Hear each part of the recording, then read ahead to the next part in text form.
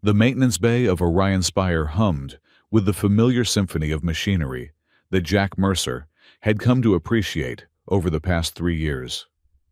His hands, once trained to disassemble plasma rifles in complete darkness, now worked methodically on a faulty gravity stabilizer, each movement precise and economical. The grease under his fingernails was a far cry from the blood that had once stained them, and he preferred it that way. "Dad, you promised we'd go to the market today." Sophie's voice cut through the mechanical drone. His adopted daughter stood in the doorway, her auburn hair tied back in a messy bun that reminded him painfully of her biological mother, a woman who'd died saving his life during the siege of Titan Base. Jack looked up from his work, his weathered face softening at the sight of the 12-year-old. "Just 5 more minutes, sweetheart. This stabilizer won't fix itself." Sophie rolled her eyes with the dramatic flair only a preteen could muster. "You said that 20 minutes ago. The Draken delegation is arriving today, and I want to see them. Sarah from school says they have scales that shimmer like starlight." The mention of the Draken made Jack's jaw tighten imperceptibly. The dragon-like species had been humanity's reluctant allies for barely a decade, and old wounds healed slowly in the vacuum of space. Still, he'd promised Sophie a normal life, as normal as one could have on a space station housing 300 different species. "All right," he conceded, wiping his hands on a rag that had seen better days. "Let me grab my jacket." The market district of Orion Spire was a sensory overload that never failed to remind Jack why he preferred the quiet of his workshop. Vendors from a dozen worlds hawked their wares in a cacophony of languages that the universal translators struggled to keep pace with. The air was thick with the scent of exotic spices and ozone from the overhead force fields that kept the artificial atmosphere contained. Sophie darted ahead, her eyes wide with wonder as she examined a stall selling bioluminescent crystals from the Andromedan clusters. Jack followed at a measured pace, his trained eyes automatically cataloging exits, potential cover positions, and individuals who moved with too much purpose. Old habits died hard, even after 3 years of civilian life. The crowd suddenly surged with excitement, and Jack heard the telltale whisper of the princess rippling through the marketplace like a wave. Through the press of bodies, he caught his first glimpse of the Draken royal entourage. Princess Lyriel was nothing like the propaganda hollows that portrayed her species as monstrous warriors. She appeared to be roughly Sophie's age in human terms, though Jack knew Draken aged differently.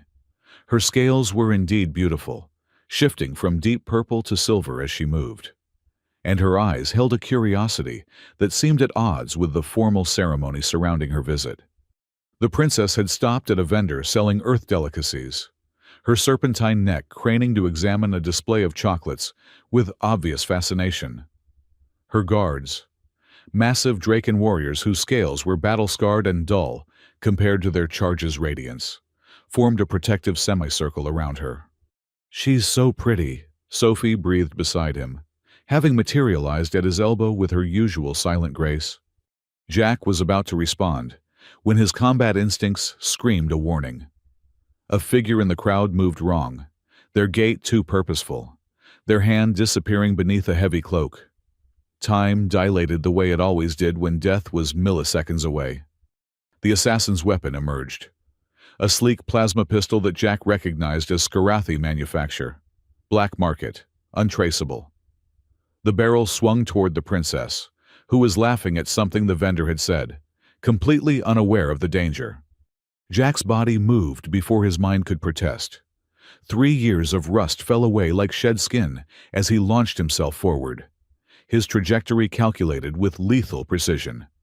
His shoulder slammed into Lyriel, sending the young princess tumbling behind a metal display case just as the plasma bolt seared through the space where her head had been. The bolt caught Jack in the left shoulder instead, spinning him around as the smell of burned flesh and melted fabric filled his nostrils. He hit the ground hard, his vision swimming as shock threatened to drag him under.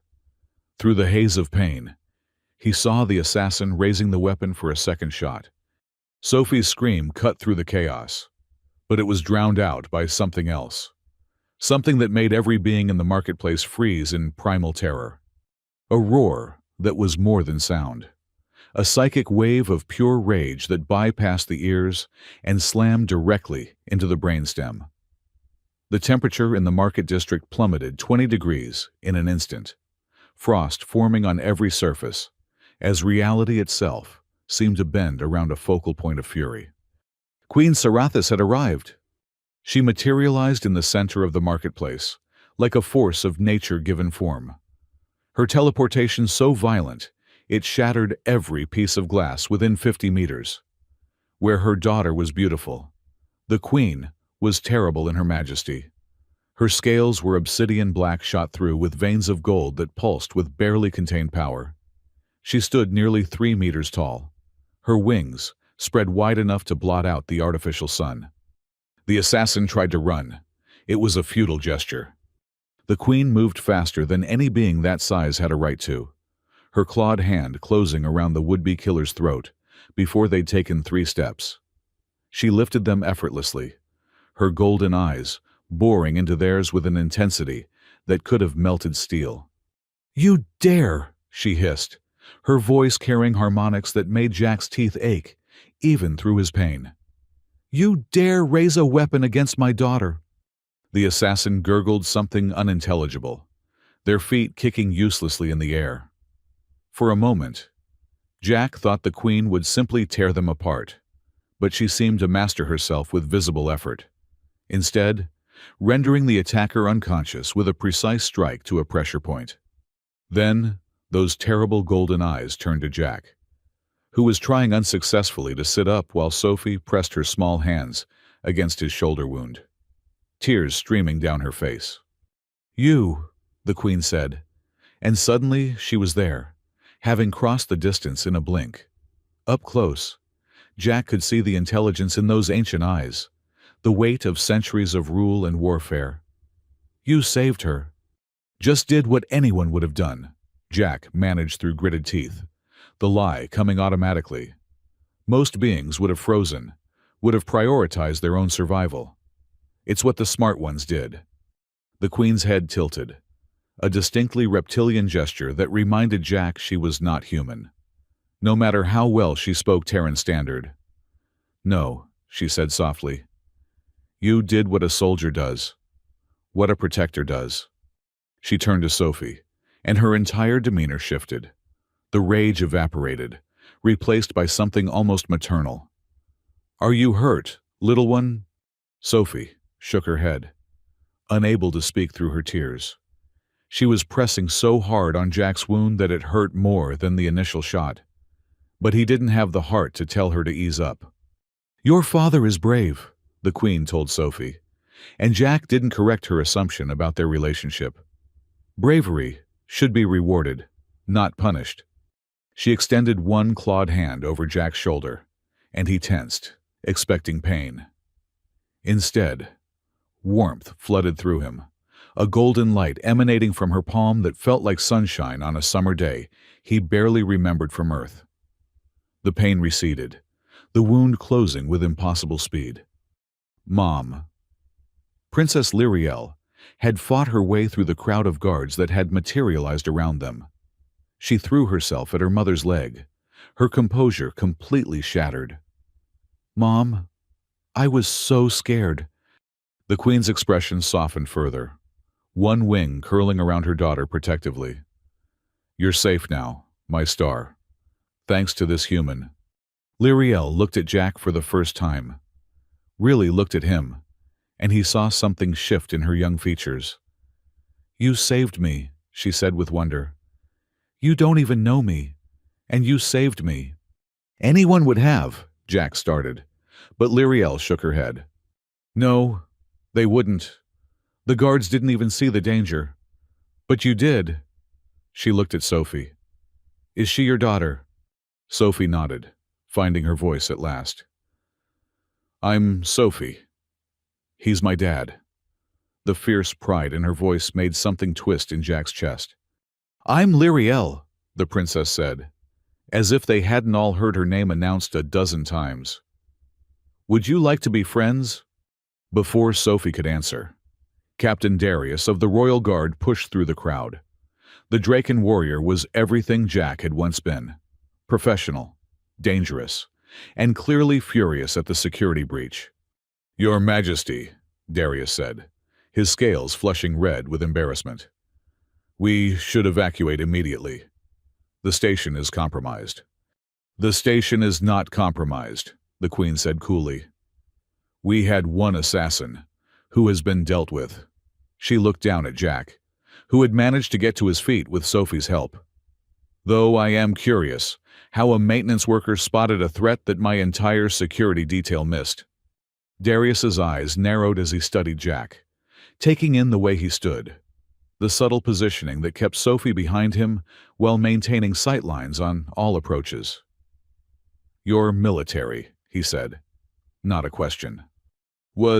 Jack replied curtly. "Long time ago." "Which unit?" Darius pressed. Jack's expression went carefully blank. "Does it matter?" "It does if you're—" Darius began, but the Queen cut him off with a gesture. "What matters is that he saved my daughter. The why and how can be addressed later." She looked at Jack again, and he had the unsettling feeling she was seeing straight through him. "You'll both come to the diplomatic quarters. My personal physician will want to ensure the healing took properly." It wasn't a request. Jack knew better than to argue with royalty, especially royalty that could incinerate him with a thought. "We don't want to impose." "You took a plasma bolt meant for my daughter," the Queen interrupted. "You're not imposing. You're being thanked." She paused, then added with what might have been humor. "Besides, I think Lyriel would be quite upset if her new friend couldn't visit." Sophie and Lyriel were already chattering away. The princess, showing Sophie how her scales changed color with her emotions, currently shifting through excited purples and happy golds. It was surreal, watching his daughter make friends with alien royalty, as if it were the most natural thing in the world. The security detail formed up around them, Darius shooting Jack suspicious looks as they moved through the station toward the diplomatic quarter. Jack noted the formation was wrong, too focused on external threats, not enough attention on internal angles. He bit his tongue. Not his problem anymore. The diplomatic quarters were a stark contrast to the utilitarian corridors of the station's lower levels, where Jack and Sophie lived. Here, the walls were lined with smart metal that shifted between artistic patterns, and the air itself felt cleaner, filtered through systems that probably cost more than Jack made in a year. They were ushered into a medical suite that looked more like a luxury spa than any military medbay Jack remembered. The Queen's physician, an elderly Draken whose scales had faded to pearl white with age, examined Jack with technology that hummed with subtle power. "Remarkable," the physician murmured. "The Queen's healing is complete, but there are older injuries here, extensive scarring, evidence of multiple battlefield traumas." He looked at Jack with knowing eyes. "You've seen significant combat." "Like I said, long time ago," Jack replied, pulling his shirt back on. The Queen entered the medical suite, having shed her formal regalia for something more practical, but no less regal. "Dr. Kalin, how is our patient?" "Physically, he's fine. Better than fine. Actually, your healing corrected several old injuries as well." Dr. Kalin paused. "But I'm reading some interesting neural patterns. This man has enhanced reaction times, microfiber muscle augmentation, and unless I'm mistaken, cognitive acceleration implants." Jack tensed. Those augmentations were classified, only given to one unit in the entire Terran military, a unit that officially didn't exist. The Queen's eyes sharpened. "Ghost Battalion." The words hung in the air like an accusation. Jack neither confirmed nor denied, but his silence was answer enough. "Mom, what's Ghost Battalion?" Lyriel asked from where she and Sophie had been playing with a holographic puzzle. "Nothing you need to concern yourself with." "My star," the Queen said, but her gaze never left Jack. "Captain Darius, Perhaps you could show the young ladies the observation deck. I'm sure they'd enjoy seeing the nebula." Darius clearly wanted to protest leaving his queen alone with a former Ghost Battalion operative, but he obeyed, ushering the two girls out despite their protests. Once they were alone, the queen circled Jack slowly, her tail leaving scores in the smart metal floor. Ghost Battalion, the humans' dirty little secret. Soldiers modified to be perfect killers, sent to do the things regular military couldn't or wouldn't do. "That was a long time ago," Jack said evenly. "Was it the neural scarring Dr. Kalen detected? Suggests you've seen combat much more recently. The kind that leaves marks not just on the body, but on the soul." Jack remained silent. The siege of Titan Base had been 2 years ago, classified beyond even the Queen's considerable reach. "I know what you are," the Queen continued, "what you were trained to be. The question is, what are you now?" "A mechanic," Jack replied. "A father. Nothing more. A father who can spot an assassination attempt before it happens. A mechanic who moves like a predator, even when he's trying not to." The Queen stopped directly in front of him. "I've ruled for 3 centuries. Mr. Mercer?" "Oh yes, I know your name. The moment you touched my daughter, my security ran your biometrics. Jack Mercer, formerly Major Jack Mercer of Ghost Battalion, officially killed in action 5 years ago." Jack's hand instinctively moved toward where his sidearm would have been, then stopped. Even if he was armed, fighting a Draken Queen in close quarters was suicide.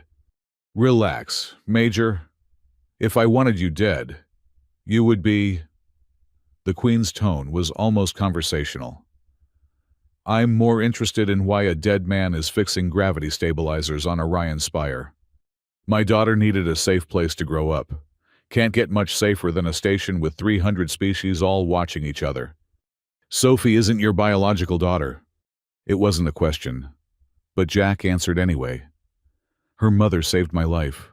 When she died, I promised I'd take care of Sophie. She's mine in every way that matters." The Queen studied him for a long moment. "You intrigue me, Major Mercer. A weapon who chose to become a shield. A ghost who chose to be a father." "I'm not a weapon anymore."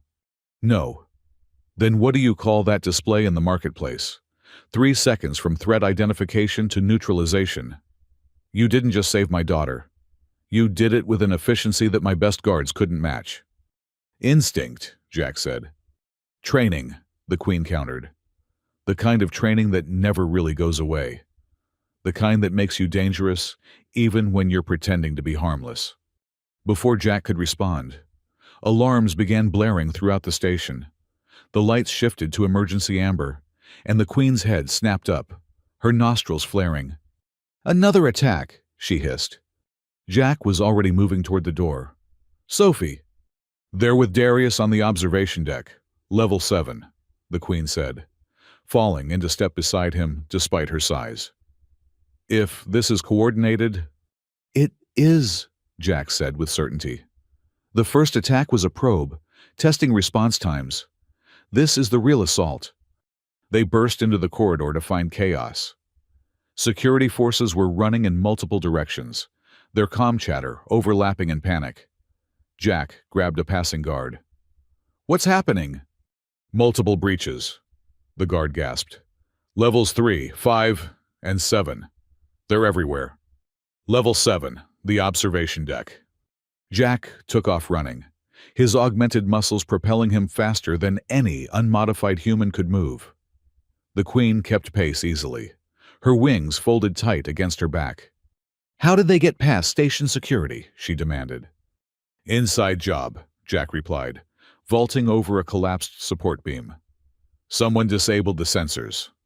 They rounded a corner to find the corridor to the observation deck blocked by a half-dozen attackers in full combat armor. They were using Skarathi weapons, but their tactics were pure military. These weren't random assassins. Jack didn't slow down. His hand found a maintenance tool on his belt, a plasma cutter that wasn't meant for combat, but would do in a pinch. He ducked under the first attacker's fire, the plasma cutter taking them in the knee joint where the armor was weakest. As they fell, he grabbed their weapon, rolling and coming up firing. 3 years of rust meant nothing when Sophie was in danger. The neural implants activated fully for the first time since Titan Base, time seeming to slow as his enhanced cognition calculated firing angles, armor weak points, and optimal movement patterns. The Queen was terrifying in combat. She moved like liquid death, her claws tearing through armor as if it were paper, her tail sweeping attackers off their feet with bone-crushing force. One attacker tried to flank her, only to be caught in her jaws and flung into a bulkhead with enough force to leave a dent. In 30 seconds, it was over. Jack didn't pause to check if the attackers were alive. He hit the door controls to the observation deck, his heart hammering as it cycled open. The scene inside made his blood freeze. Captain Darius stood in the center of the room, his plasma rifle aimed not at any attacker, but at Sophie and Lyriel, who were huddled together near the massive view screen showing the Horsehead Nebula. "Stand down, Major," Darius said calmly. "This doesn't concern you." "Like hell it doesn't," Jack growled, his stolen weapon trained on Darius's head. The Queen entered behind him, and Darius's scales flushed darker. "Your Majesty, I'm sorry it had to be this way." "Darius," the Queen's voice was stunned. You're behind this." "Not behind it. Part of it. The Scourge has the right idea. This alliance with humans will destroy us. They're a plague, spreading across the galaxy, corrupting everything they touch. So you try to assassinate my daughter?" The Queen's voice had dropped to a dangerous whisper. "A necessary sacrifice to prevent a greater catastrophe. With Lyriel dead, you'd have no choice but to end the alliance. The humans would be blamed, war would resume, and the natural order would be restored." Natural order. Jack kept his voice steady, his weapon never wavering. "You mean the order where you're on top and everyone else serves?" "Says the Ghost Battalion Butcher," Darius spat. "How many innocents did you kill in the name of human expansion? How many species did you eliminate because they were inconvenient?" The words hit like physical blows, but Jack didn't flinch. "More than I can count. But that was then. Right now, all I care about is those 2 girls." "Dad," Sophie's voice was small, terrified. "It's going to be okay, sweetheart. Just stay still." Lyriel was clinging to Sophie, her scales shifting through frightened yellows and oranges. "Captain Darius, please. You taught me to ride my first wind current. You've protected me my whole life. And I'll protect you now, Princess. Even if it means protecting you from your mother's foolish policies." Darius's weapon shifted slightly. "Drop your weapons. Both of you." "You know I can't do that," Jack said. "Then the human girl dies first." Everything happened at once. Darius's finger tightened on the trigger. Jack dove forward, knowing he was too far away but moving anyway. The Queen roared, power gathering around her in visible waves. And Sophie, quiet, clever Sophie, did something unexpected. She grabbed Lyriel and rolled hard to the left, just as Jack had taught her during their games in the maintenance bay. Darius's shot went wide, scoring the deck where they'd been. Jack's shot didn't. The plasma bolt took Darius center mass, spinning him around. His armor absorbed most of the impact, but it staggered him long enough for Jack to close the distance. They went down in a tangle of limbs. Jack's augmented strength matched against Draken resilience. Darius was larger, stronger, but Jack was trained for exactly this kind of close-quarters combat. He got his arm around Darius's throat, applying a sleeper hold modified for Draken physiology. Darius thrashed, his tail whipping around to slam into Jack's ribs, but Jack held on. "Sleep," Jack growled through gritted teeth. "Just go to sleep." Gradually, Darius's struggles weakened, then stopped entirely. Jack rolled away, gasping, his ribs screaming in protest. Sophie slammed into him a second later, her arms wrapping around his neck so tight he could barely breathe. "I knew you'd save us," she sobbed into his shoulder. "I knew you'd come." The Queen stood over Darius's unconscious form, her expression unreadable. "He was my most trusted guard. I've known him for 50 years. Trust makes betrayal possible," Jack said, getting painfully to his feet with Sophie still clinging to him. "The Scourge must have gotten to him somehow." "The Scourge," the Queen said the name like a curse. "They're more than just extremists. They're a cancer, spreading through the Alliance, turning friend against friend." Lyriel approached her mother cautiously. "Mom, is it over?" The Queen pulled her daughter close with one wing. "This attack is, but I fear this is just the beginning." Station security finally arrived, flooding the observation deck with armed personnel. They secured Darius, who was starting to come around, his eyes filled with hatred as he looked at Jack. "This isn't over, human," he snarled as they dragged him away. "The Scourge has followers everywhere. You've only delayed the inevitable." Jack said nothing, just held Sophie tighter. The next few hours were a blur of debriefings, security sweeps, and medical checks.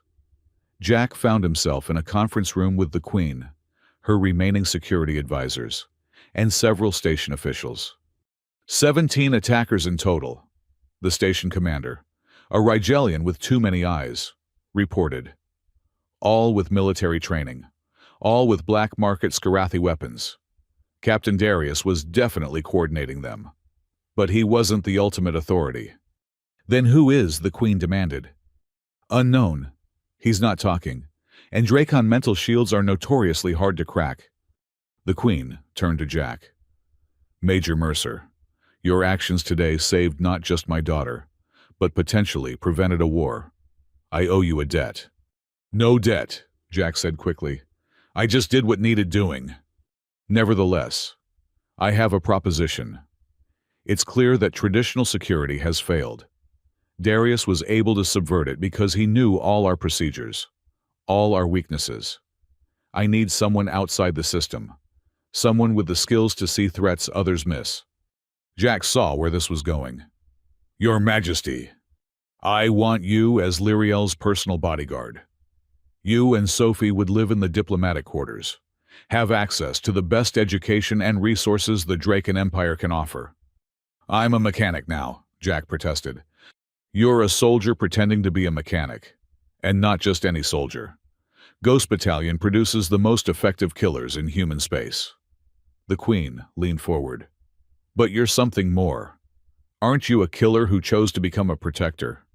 That's exactly what my daughter needs." "Mom, please," Lyriel burst out. "Sophie's my friend. They have to stay." Jack looked at Sophie, who was practically vibrating with excitement at the idea of living in the diplomatic quarters, of being friends with an alien princess. "It would make you a target," he warned her quietly. "The Scourge knows who we are now." Sophie's chin jutted out stubbornly, an expression he'd seen on her mother's face. "We're already targets, at least this way. We're targets together." Jack sighed, knowing he was defeated. 3 conditions. The Queen's eyebrow ridge rose. "You're negotiating?" "First, I want full access to all intelligence on the Scourge. If I'm protecting your daughter, I need to know what we're up against." "Agreed." "Second, Sophie gets trained too. Basic self-defense, situational awareness. I won't have her be helpless." The Queen nodded. "We have excellent instructors." "Third, when we find out who's really behind the Scourge, I want in on taking them down." The Queen studied him for a long moment. "The Ghost Battalion operative isn't as dead as you pretend. He was until someone threatened my daughter. And my daughter. It seems our fates are intertwined now. Major Mercer." The Queen extended her clawed hand. "Do we have an agreement?" Jack looked at the hand, knowing that taking it would change everything. No more quiet life-fixing machines. No more hiding in the shadows. But looking at Sophie's hopeful face, at Lyriel's excited expression, he knew the choice was already made. He took the Queen's hand, careful not to flinch at the strength in her grip. "We have an agreement." As they shook, An aide burst into the room, her scales pale with fear. "Your Majesty, we've received a transmission from the Scourge." The main screen flickered to life, showing a figure shrouded in shadows. When they spoke, their voice was modulated beyond recognition, but something about the cadence made Jack's blood run cold. "Queen Sarathis," the figure said. "Today's attack was merely a demonstration. You think you've won by capturing Darius, but he was expendable. A pawn, sacrificed to test your defenses." "Show yourself, coward!" the queen snarled. "In time, but I have a message for someone else." "Hello, Jack." Jack stepped forward, his expression carved from stone. "Do I know you?" "Better than you think. You believed I died on Titan base, didn't you? When you left me behind enemy lines to complete the mission. Acceptable losses. I believe you called it." Jack's world tilted. There was only one person he'd left behind on Titan base, and that person was supposed to be dead. "Commander Harrison." The figure leaned forward slightly, and for just a moment, Jack caught a glimpse of a face he knew, scarred beyond recognition, but unmistakably familiar. "Not Commander anymore. The Scourge has given me a new purpose, Jack, and that purpose is making sure humanity pays for its crimes, starting with the Ghost Battalion's most decorated killer." The transmission cut out, leaving the room in stunned silence. Sophie tugged on Jack's sleeve. "Dad, who was that?" Jack looked down at his daughter, then at the Queen and Lyriel, all watching him with varying degrees of concern and curiosity. "Someone I thought I'd buried," he said quietly. "Someone who should have stayed dead." The Queen moved closer, her voice low. "This changes things. If the Scourge is being led by someone with your training, with knowledge of human military operations, then we're in more trouble than we thought," Jack finished. "Harrison was the best strategic mind in Ghost Battalion. If he's turned, if he's working with the Scourge, then we'll stop him," the Queen said firmly. "Together." Jack nodded slowly, his mind already racing through possibilities, strategies, the horrible realization that his past had finally caught up with him in the worst possible way. 3 minutes. That's all it had taken. 3 minutes from the first shot to the Queen's arrival. 3 minutes that had changed everything, pulling him back into a world he'd tried to leave behind. But looking at Sophie, safe and sound, and at Lyriel, alive because of his actions, Jack knew he'd make the same choice again. The war he'd thought he'd escaped had found him. But this time, he wasn't fighting for orders or country or abstract ideals. This time, he was fighting for family, even if that family now included an alien princess and her terrifyingly powerful mother. The Scourge had made a critical error. They'd threatened the people Jack cared about. And Ghost Battalion operatives, even retired ones, didn't forgive that kind of mistake. The Draken diplomatic quarters had been transformed into a fortress within hours of the attack. Jack watched from a balcony as security teams installed additional shield generators, automated defense turrets, and biometric scanners at every access point. It was impressive, but he knew from experience that the best fortifications meant nothing if the enemy was already inside. "You're thinking they're going about it wrong," Queen Sarathis said, joining him on the balcony. Even in casual dress, she radiated power, her obsidian scales catching the artificial sunset that the station's environmental systems projected. "Physical security is only part of the equation," Jack replied, not bothering to deny her observation. "Harrison knows how we think. He trained half the Ghost Battalion himself. Every standard defensive measure, he's already planned around." "Then what do you suggest?" Jack turned to face her. "We need to be unpredictable. Change protocols randomly. Use non-military security elements he won't expect. And we need to find out how deep the Scourge's infiltration goes." The Queen's tail swished thoughtfully. "You speak as if you've already accepted my offer. My daughter is playing with yours in the next room. That ship has sailed, Your Majesty." A ghost of a smile crossed the Queen's features. "Please, when we're in private, call me Sarathis. If we're to work together to protect our daughters, formality will only slow us down." Before Jack could respond, Sophie's laughter echoed from inside, followed by Lyriel's distinctive trilling giggle. The two had become inseparable in the past 2 days. Sophie teaching the princess human card games, while Lyriel showed her how to read the emotion colors in Draken scales. "She's good for Lyriel," Sarathis observed. "My daughter has never had a real friend before. Palace life is isolating, even for a child. Sophie's the same. We've moved around too much for her to form lasting friendships." Jack paused. "That's going to make this harder. When Harrison comes for me, and he will, they'll be in the crossfire." "You're that certain he'll target you personally?" Jack's jaw tightened. "Harrison doesn't just want to destroy the Alliance. He wants revenge. On me.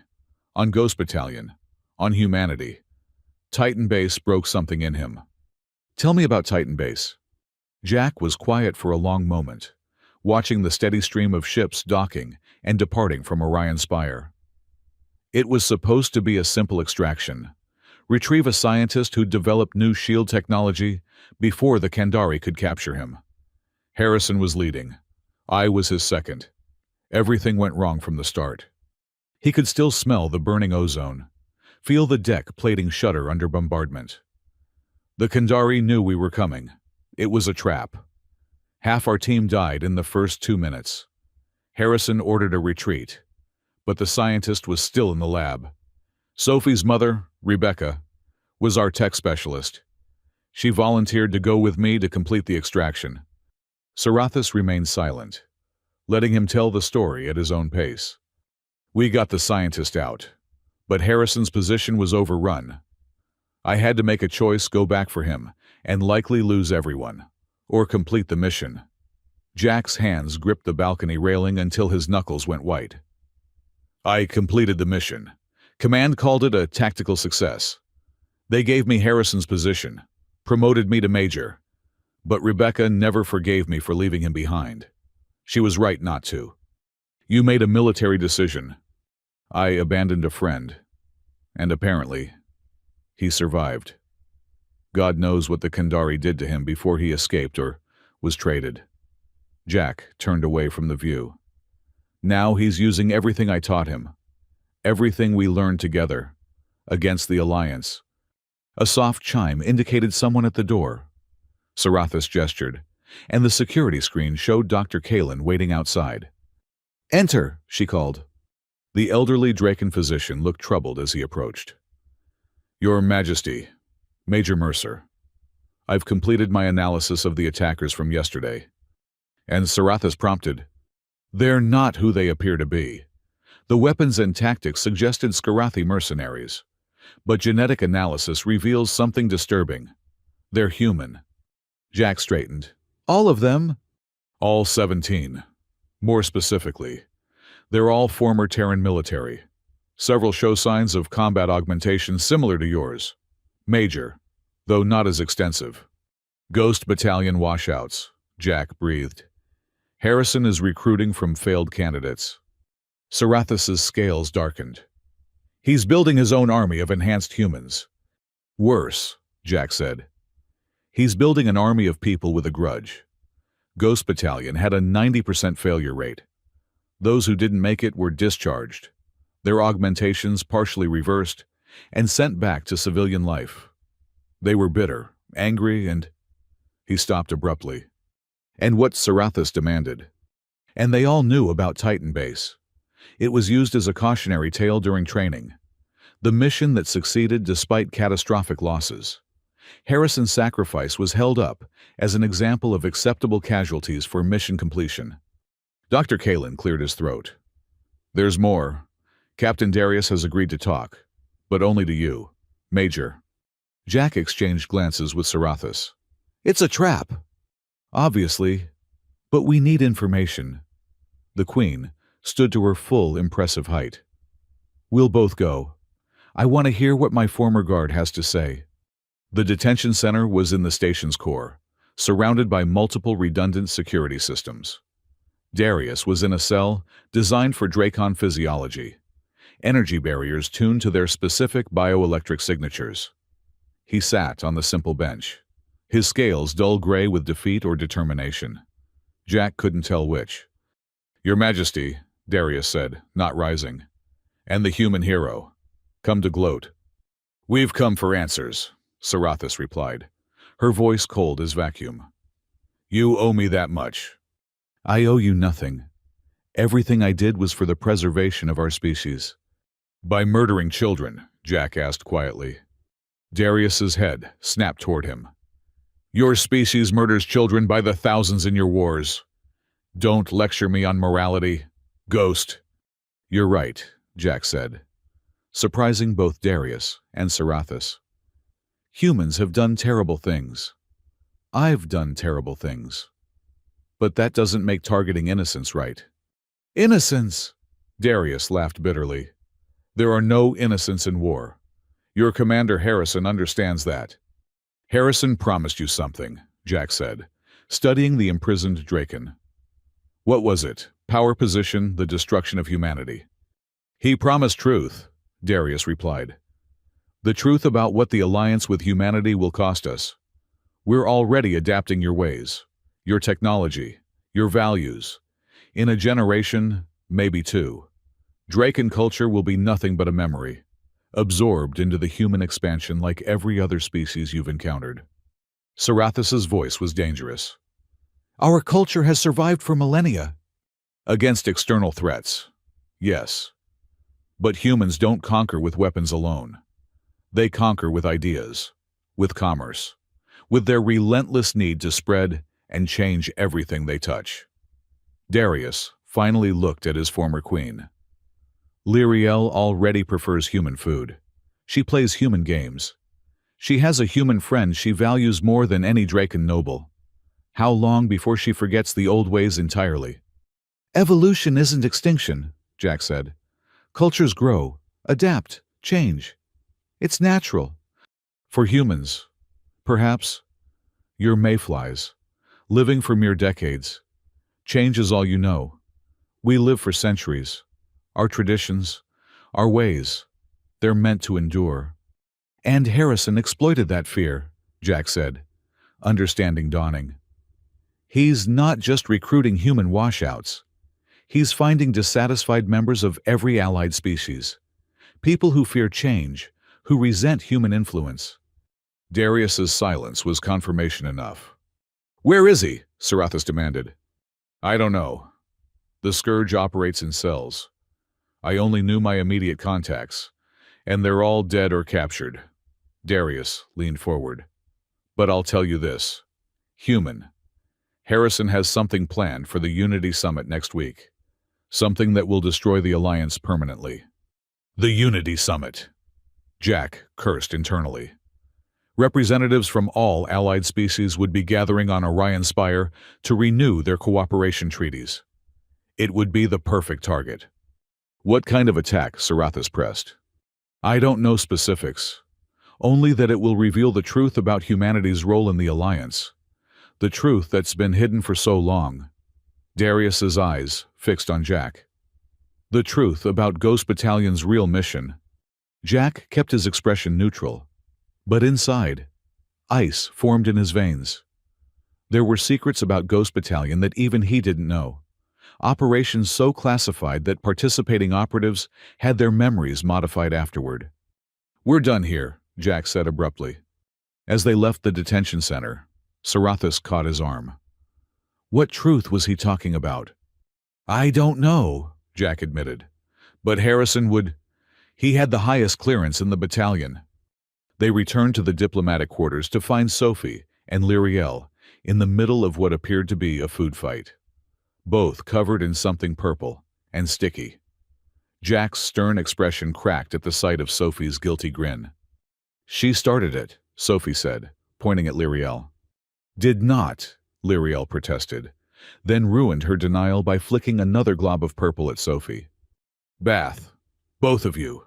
Now," Sarathis ordered, though Jack caught the amusement in her tone. As the girls trudged off, still giggling, Jack felt the weight of normalcy settle around him.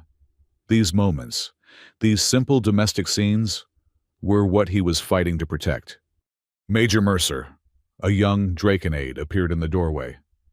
"There's a human asking for you at the main checkpoint. Says he's an old friend." Jack's hand moved to his sidearm. Description: male, mid-40s, cybernetic left arm. Said to tell you, Thompson sends his regards. Jack relaxed fractionally. Thompson had been another Ghost Battalion operative, one of the few he'd kept in contact with after leaving the service. "Bring him to conference room 3, full security scan." 20 minutes later, Jack faced Marcus Thompson across a metal table. His old squad mate looked older, worn, his cybernetic arm whirring softly as he flexed his fingers. "Jack, heard you got yourself mixed up in some interesting business." News travels fast. Faster when it involves Dracon royalty and dead Ghost Battalion commanders coming back to life. Thompson's expression was grim. "I'm here unofficially. Command doesn't know I've made contact." "Why?" "Because there are elements in Terran Command who think Harrison might have a point. The Alliance has been more beneficial to other species than to humanity. We provide most of the military force, take most of the casualties, but get an equal share of resources. That's politics, not my department." Thompson laughed humorlessly. "Everything's your department now, brother. Harrison's got files, classified Ghost Battalion operations that would destroy humanity's standing in the Alliance if they came to light." "What kind of operations?" "The kind where we eliminated potential threats before they became actual threats. Preemptive strikes against species that might have opposed human expansion." Thompson's organic hand clenched. "We thought we were protecting humanity. Turns out we were clearing the path for conquest." Jack felt sick. "How many?" "Dozen operations. Maybe more. Small colonies wiped out, made to look like pirates or natural disasters. All sanctioned at the highest levels." Thompson met his eyes. "Harrison was part of all of them. So were you." "I don't remember." "Memory modification was standard for those ops. But Harrison found a way to break the conditioning. Now he has full recall of everything." Thompson pulled out a data chip. "This is everything I could gather on the Scourge's known operations and suspected members. It's not much, but it might help." Jack took the chip. "Why help me? You could stay clear of this." "Because Harrison's lost it. He doesn't want justice anymore. He wants revenge. And his idea of revenge will mean millions of deaths, human and otherwise." Thompson stood. "The Unity Summit is a trap, Jack. He wants you there. He wants to expose everything with you at the center of it." "Then I won't attend." "You have to. If you don't, if you run, it confirms every suspicion about Ghost Battalion, about humanity." Thompson moved toward the door. "Watch your 6, brother. Harrison's not the only ghost who's come back to haunt us." After Thompson left, Jack stood in the empty conference room, the data chip feeling like it weighed 1,000 kilos. Everything he thought he knew about his service, about his missions, was potentially a lie. "Bad news?" Sarathis asked from the doorway. She'd been listening, of course. "The worst kind. The kind that might be true." He showed her the chip. "This could destroy the Alliance. Or it could save it." She moved into the room, her presence somehow comforting despite her alien nature. Truth has a way of cleansing wounds, even old ones. Pretty words, but the truth about Ghost Battalion could start a war. We're already at war. The Scourge has made sure of that. She took the chip from his hand. The question is, do we fight it with more lies, or do we face the truth together? Before Jack could answer, alarms began blaring again. Not the sharp blast of attack warnings, but the measured tone of a priority message. They rushed to the command center, where a technician pulled up an incoming transmission. Harrison's scarred face filled the screen, and this time he wasn't hiding in shadows. "Hello, Jack. By now, Thompson has delivered my message. Yes, I know about his visit. I have eyes everywhere. Harrison's smile was cruel. I wanted to give you time to understand what's coming. At the Unity Summit, I'm going to reveal everything. Every crime, every cover-up, every species ghost battalion eliminated in the name of human expansion. Those were sanctioned operations, Jack said, though the words tasted like ash. Were they? Or were they the acts of rogue operators, following illegal orders? The beauty is, it doesn't matter. The evidence will damn humanity either way. Harrison leaned forward. Unless you want to stop me. You and me, Jack. Single combat. The old way. Winner takes all. You're insane. I'm practical. If you win, the scourge stands down. The evidence stays buried. If I win, the truth comes out, and the alliance burns. Harrison's expression softened slightly. You owe me that much. You left me to die. Where? The Unity Summit. In front of everyone. Let them see what humanity really is. Killers, fighting each other for the right to keep killing. The transmission ended. Sarathis looked at Jack. You can't seriously be considering this. Do I have a choice if that information comes out? Then we deal with it. Together. She placed a clawed hand on his shoulder. You're not alone in this anymore. A small hand tugged at Jack's sleeve. Sophie stood there, Lyriel beside her, both having snuck in during the transmission. Dad, who was that scary man? Jack knelt down to Sophie's level. Someone from my past. Someone I have to face. You'll win, Sophie said with absolute certainty. You always protect us. Lyriel nodded solemnly. My mother says you're the bravest human she's ever met. Sarathis looked slightly embarrassed. I may have said something to that effect. Jack stood, looking at the small family that had somehow formed around him. A human girl, a Draken princess, and a queen who could incinerate him with a thought. Not what he'd planned when he'd started fixing gravity stabilizers on Orion's spire. We need to prepare, he said. Harrison won't fight fair. He never did. Neither will we, Sarathis replied, her scales darkening with determination. He threatens my daughter, your daughter, and the peace we've built. He'll learn that some alliances are forged in stronger fires than politics. Over the next days, Jack threw himself into preparation. Physical training to shake off the remaining rust, studying Harrison's psychological profile, working with Sarathis's security team to plan for every contingency. Sophie and Lyriel watched from the observation deck as Jack sparred with Draken warriors, his augmented reflexes allowing him to hold his own against their superior strength. Your dad's amazing, Lyriel whispered. He's scared, Sophie replied, reading the tension in Jack's shoulders that others might miss. But he'll do it anyway. That's what makes him brave. Sarathis appeared beside them, having moved with the silent grace her species was known for. You're very perceptive, little one. Mom made me promise to always see things as they really are, not as I want them to be, Sophie said. She said it would keep me safe. Your mother sounds wise. She died saving Dad and others at Titan Base. Sophie's voice was matter-of-fact, the pain worn smooth by time. That's where the scary man is from. Isn't it Titan Base? Sarathis nodded slowly. Your father had to make an impossible choice there. He chose to save lives instead of just one life, Sophie said. The scary man doesn't understand that Dad dies a little inside every day because of that choice. That's punishment enough. Lyriel took Sophie's hand. We won't let the scary man hurt him. No, Sophie agreed. We won't. 3 days before the Unity Summit, another message arrived, this time for Sarathis. Her expression darkened as she read it. What is it? Jack asked. The High Council of Drakon. They're ordering me to withdraw from the Alliance if the Ghost Battalion revelations prove true. Smart politics. Cowardly politics. She crumpled the message. They'd abandon our human allies at the first sign of controversy. Can you blame them if what Thompson says is true? Humanity has blood on its hands.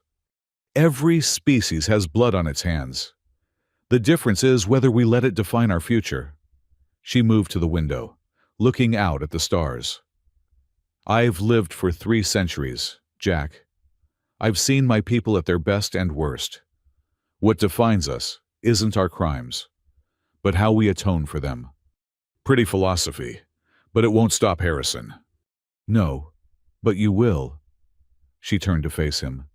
Because despite everything, despite the augmentations and training and horrible things you've done, you're a good man. Sophie sees it. Lyriel sees it. Even I see it. Harrison was a good man once too. Was he?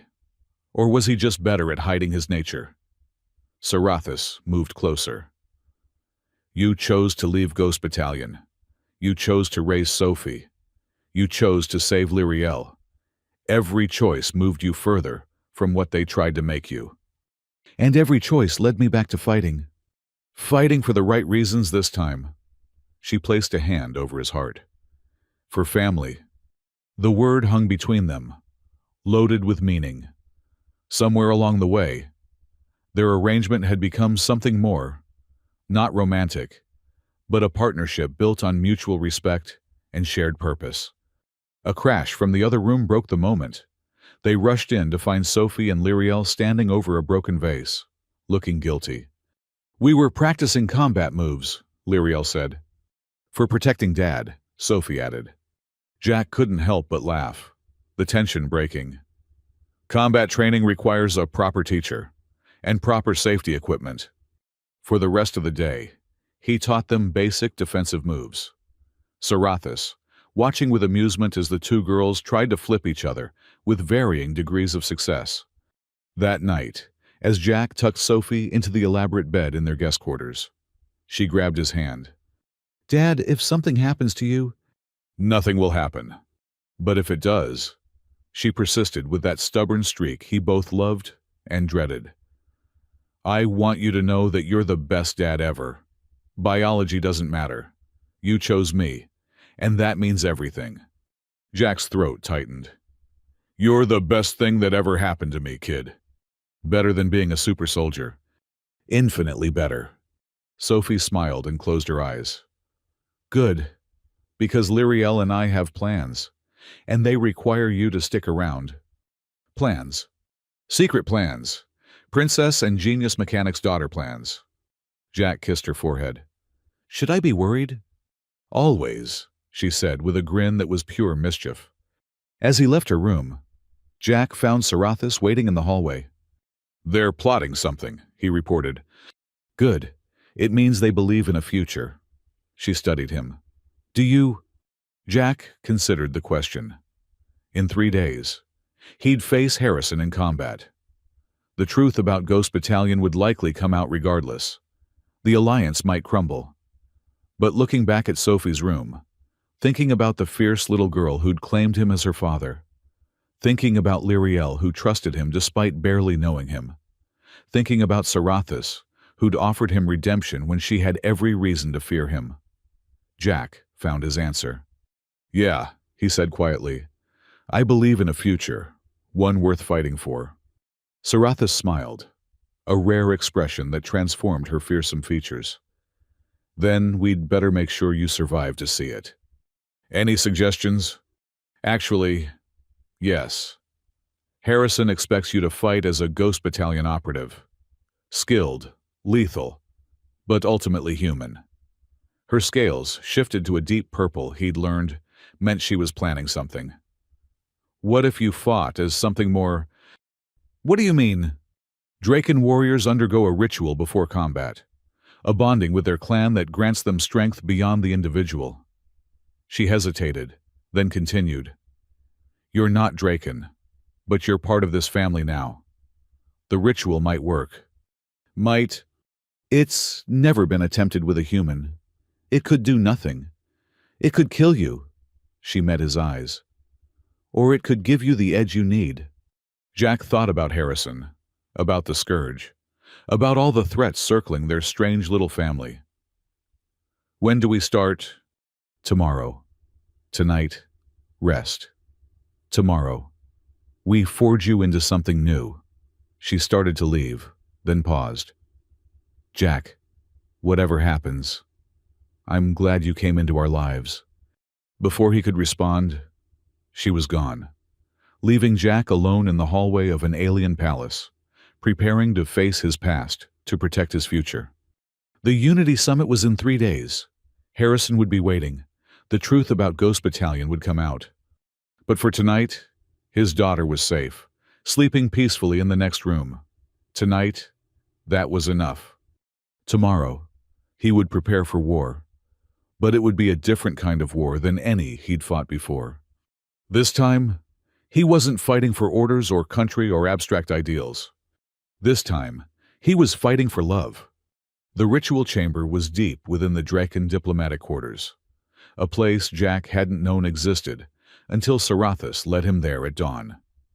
The walls were carved from a single piece of obsidian, covered in script that seemed to move in his peripheral vision. At the center was a pool of liquid that glowed with an inner light. Neither water nor energy, but something in between. "This is the Forge of Bonds," Sarathis explained, her voice echoing strangely in the chamber. "For millennia, Drakon warriors have come here before great battles to strengthen their connection to their clan." Dr. Kalen was already there, along with 2 other Draken elders Jack didn't recognize. Their ancient scales had the translucent quality of great age, and their eyes held depths of knowledge that made Jack feel like a child. "A human in the forge," one elder said, his tone unreadable. "This is unprecedented." "These are unprecedented times. Elder Theron," Sarathis replied firmly. "Jack Mercer has proven himself a protector of our clan. He deserves the chance." Elder Theron circled Jack slowly, examining him with an intensity that felt almost physical. The ritual could kill him. Human neural patterns are chaotic, unsuited to the harmonics of the forge. "His neural patterns are already modified," Dr. Kalen interjected. "The Ghost Battalion augmentations might actually make him more compatible, not less. Or they might cause a feedback loop that destroys his mind." The second elder, a female with pearl-white scales, observed, "This is not a decision to make lightly." "I've made harder decisions," Jack said quietly. "If this gives me an edge against Harrison, it's worth the risk." Sarathis moved to stand beside him. "He won't undergo the ritual alone. I'll anchor him." The elders exchanged shocked looks. "Your Majesty, that would create a permanent psychic link. You would feel his pain, his fear, possibly even his death. And he would gain access to Draken strength, speed, and possibly our energy manipulation abilities." Sarathis's tone brooked no argument. "He's protecting my daughter. That makes him clan." Elder Theron sighed, a sound like wind through ancient trees. "Very well. But know this, human.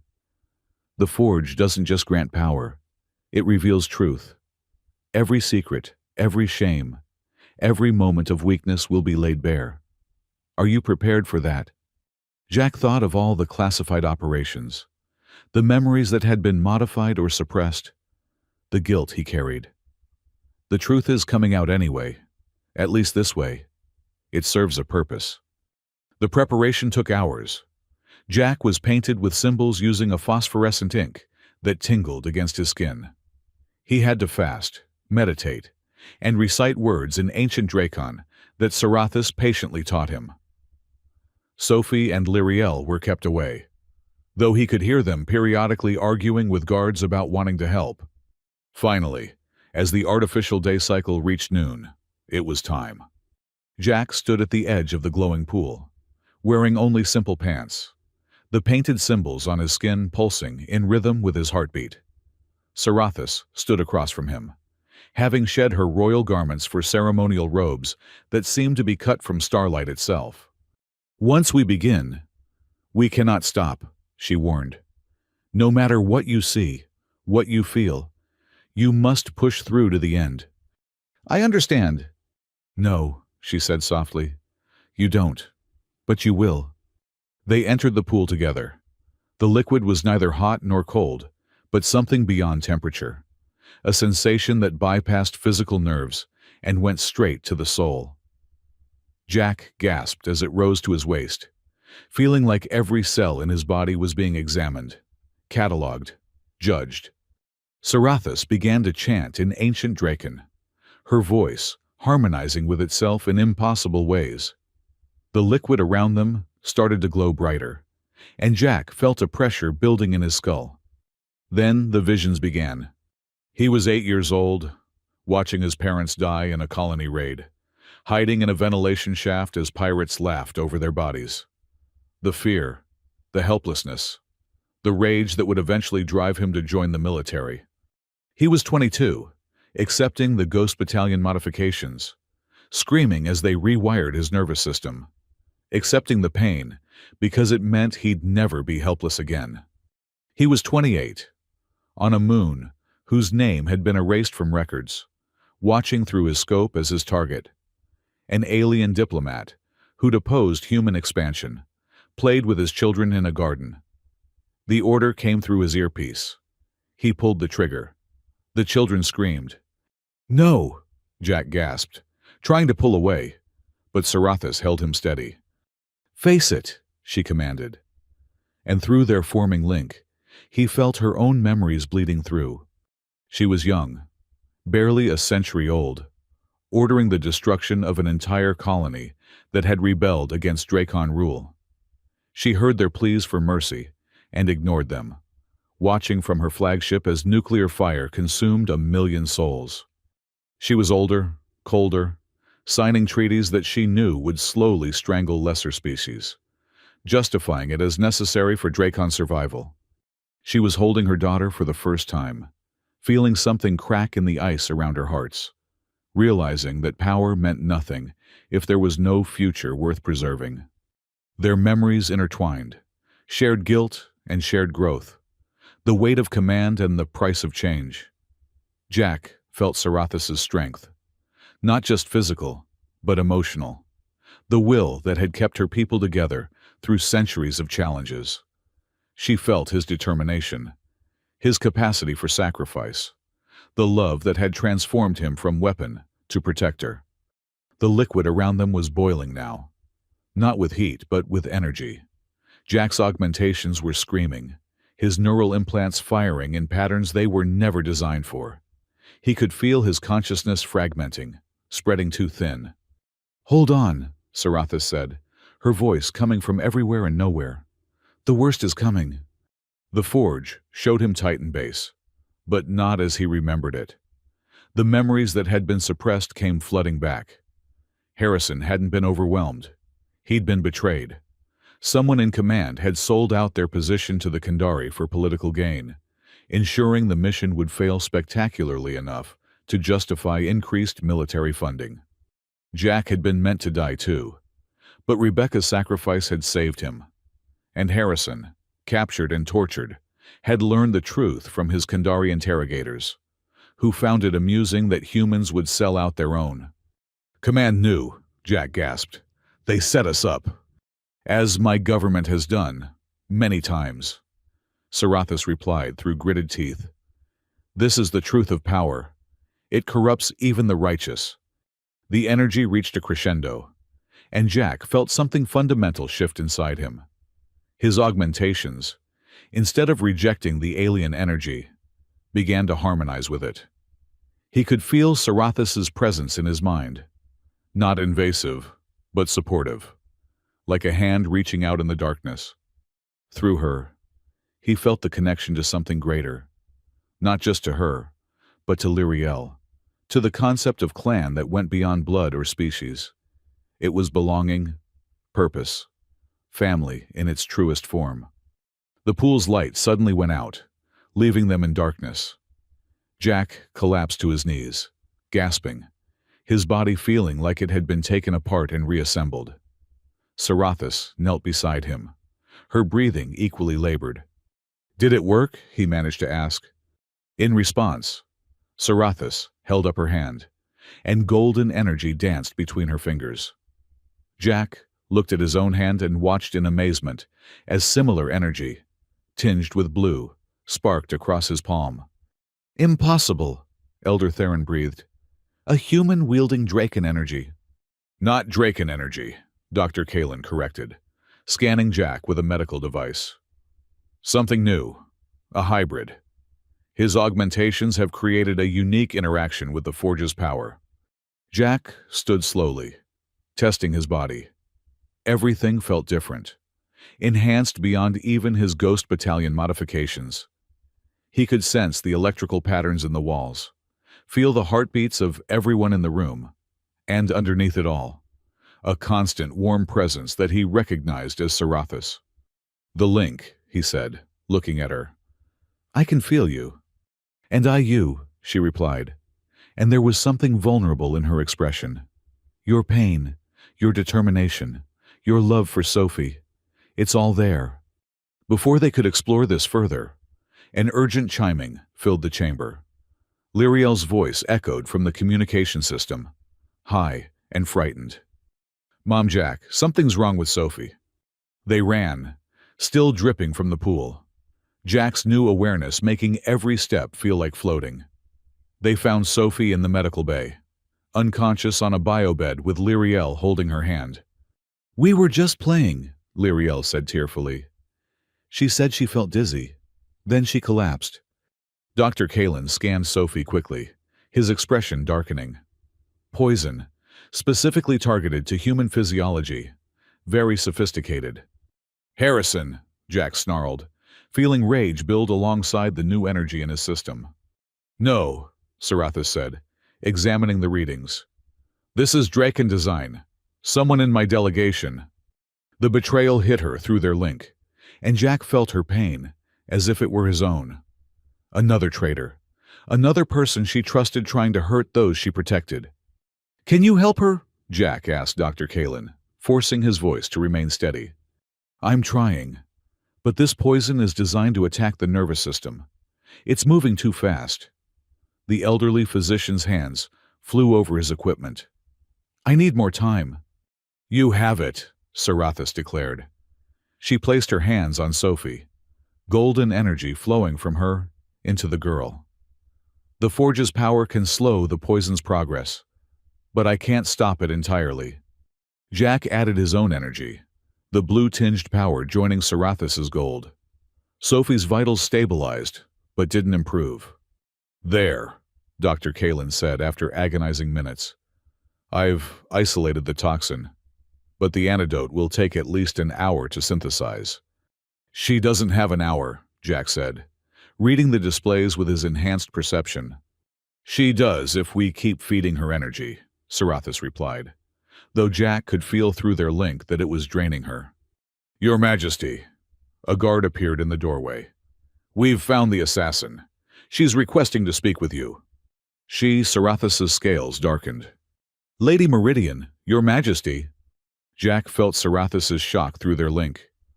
Lady Meridian was her cousin, someone she'd grown up with, trusted implicitly. "Bring her," Sarathis commanded, not moving from Sophie's side. Lady Meridian was dragged in, her once proud bearing broken. Her scales were dull with shame, but her eyes held defiance. "Why?" Sarathis asked simply. "Because you're destroying us," Meridian spat. "Bonding with a human, giving him our sacred powers. You've gone too far." Sarathis.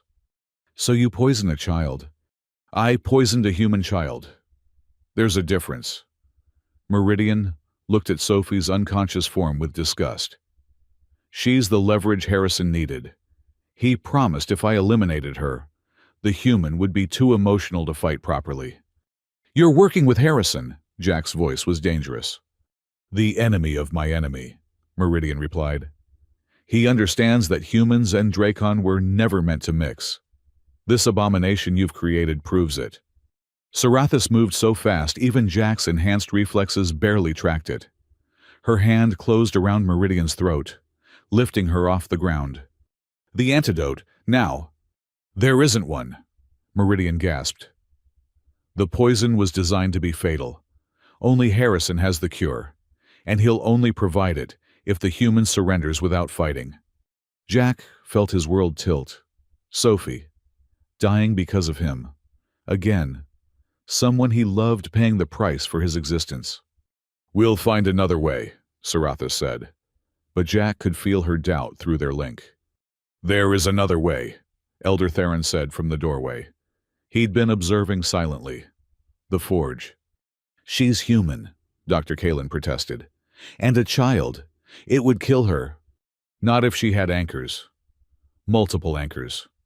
Theron looked at Jack and Sarathis. "You're already linked. Add the princess, who has a strong emotional bond with the child.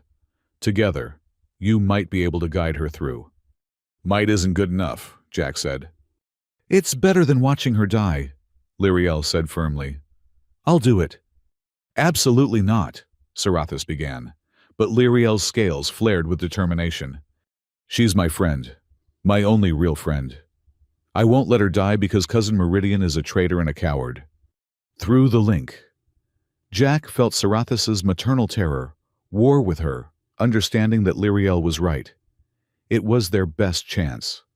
"If we do this," Sarathis said slowly, "we do it together, all of us." The next 30 minutes were a blur of preparation. Sophie was moved to the forge chamber, still unconscious, but stable, thanks to the constant energy feed from Jack and Sarathis. Lyriel underwent the same preparation Jack had, though abbreviated. As they stood around the pool, Sophie floating in the center, supported by the liquid's strange properties, Jack felt the weight of the moment. If this failed, he lost his daughter. If it succeeded, she would be forever changed. "Whatever happens," he said to Sarathis and Lyriel, "thank you." "She's family," Lyriel said simply. "We protect family."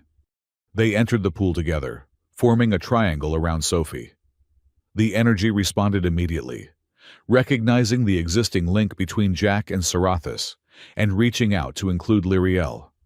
The moment Lyriel joined the link, Jack gasped. Through the young princess, he felt an emotion so pure it took his breath away. Love, simple and uncomplicated, the love of a child for her friend. It was like sunlight after years of darkness. Together, they reached for Sophie's consciousness, finding it flickering like a candle in a storm. The poison was everywhere, eating away at her neural pathways, trying to extinguish her life. But the forge's energy was older, stronger, guided by their combined will. It began to burn out the poison, replacing damaged tissue with something new, something hybrid like what Jack had become. Sophie's memories flooded through the link, her biological mother teaching her to be observant, Jack appearing in her life, awkward but trying so hard to be the father she needed, meeting Lyriel and feeling for the first time like she had a real friend. The terror when Jack was shot, the relief when he survived. And underneath it all, a strength that surprised them.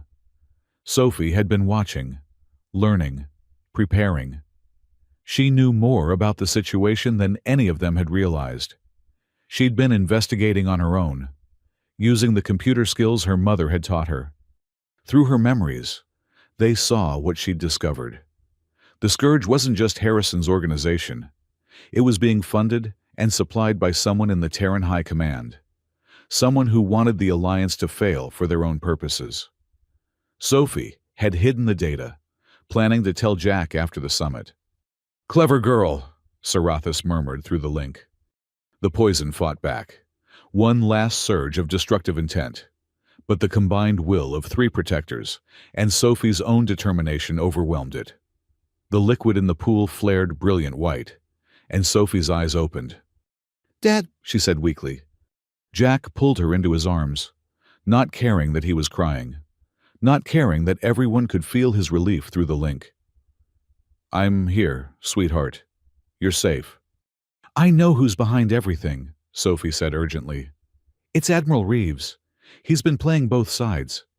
Admiral Reeves, Jack's former commanding officer, the man who'd signed off on all those black operations, who'd probably ordered the betrayal at Titan Base. We'll deal with him, Jack promised. Together, Sarathis added, and Jack felt the truth of it through their link. They were truly bonded now, all four of them, a family forged in crisis.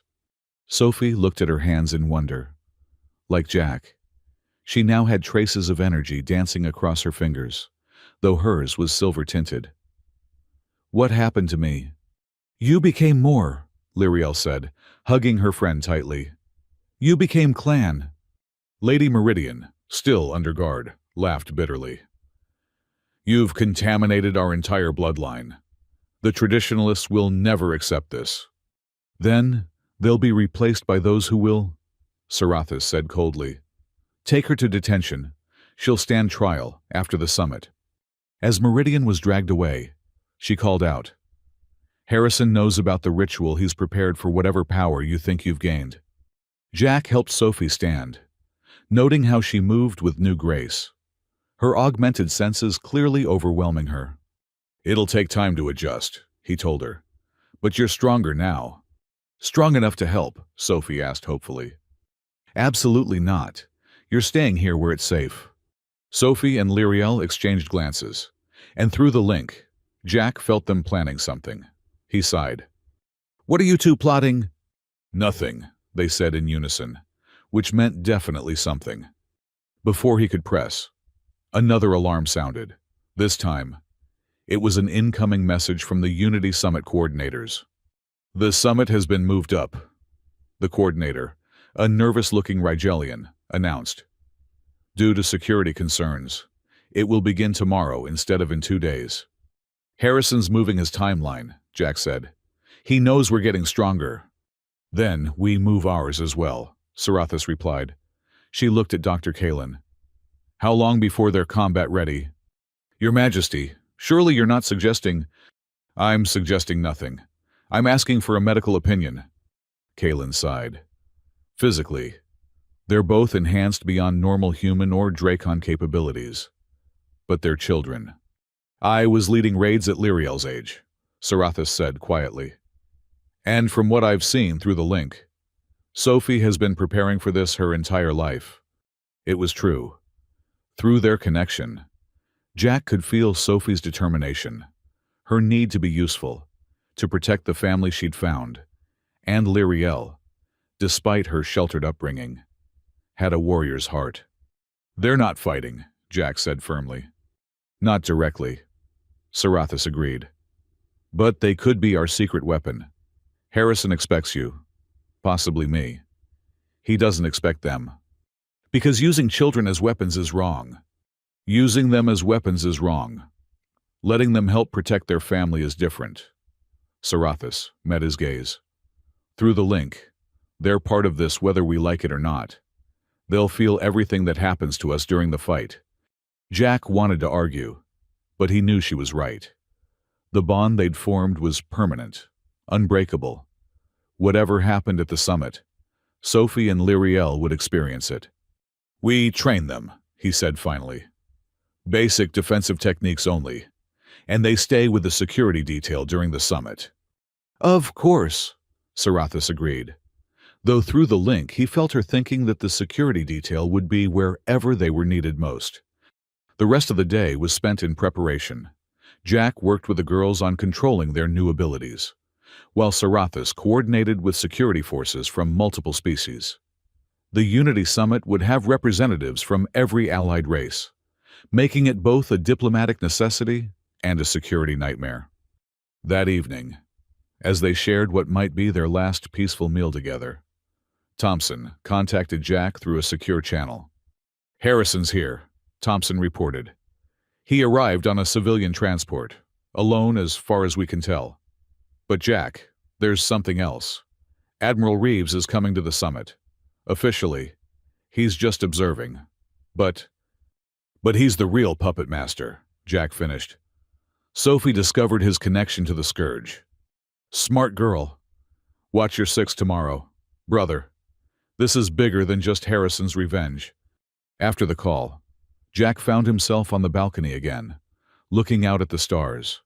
Sarathis joined him, their shared link making words unnecessary. Are you ready? She asked finally. to fight my former commander in front of the entire alliance while also exposing a conspiracy that goes to the highest levels of human government. Sure, just another Tuesday. She laughed, a sound he'd rarely heard from her.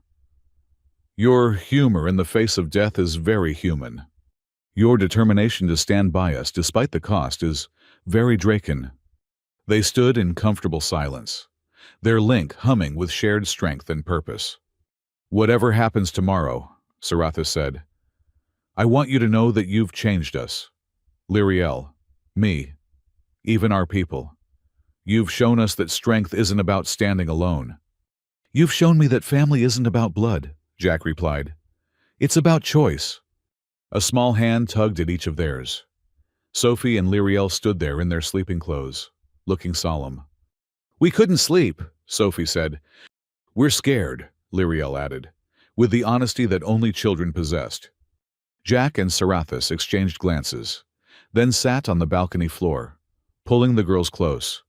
Through their link, fear mixed with determination, love with worry, creating a complex emotional tapestry that was uniquely theirs. Being scared is okay, Jack told them. Being scared and doing what's right anyway is courage. Will you win? Sophie asked in a small voice. Yes, Jack said with more confidence than he felt. Because I have something Harrison doesn't. What? Lyriel asked. All of you. They stayed there, the four of them under alien stars, drawing strength from each other. Tomorrow would bring battle, revelations, and possibly death. But tonight, they were family. And that, Jack thought as Sophie and Lyriel finally dozed off against them, was worth any price. The Unity Summit awaited, and with it, the confrontation that would determine not just their fate, but the fate of the Alliance itself. Harrison thought he held all the cards. Admiral Reeves believed he was playing both sides successfully. They were about to learn what happened when you threatened a family forged in the Forge of Bonds. The quiet soldier was quiet no more. The Unity Summit Hall was a masterpiece of diplomatic architecture, designed to accommodate species with vastly different environmental needs. Climate-controlled zones, variable gravity fields, and atmospheric processors worked in harmony to create a space where a methane-breathing Altarian could sit comfortably next to a silicon-based, crystalline entity.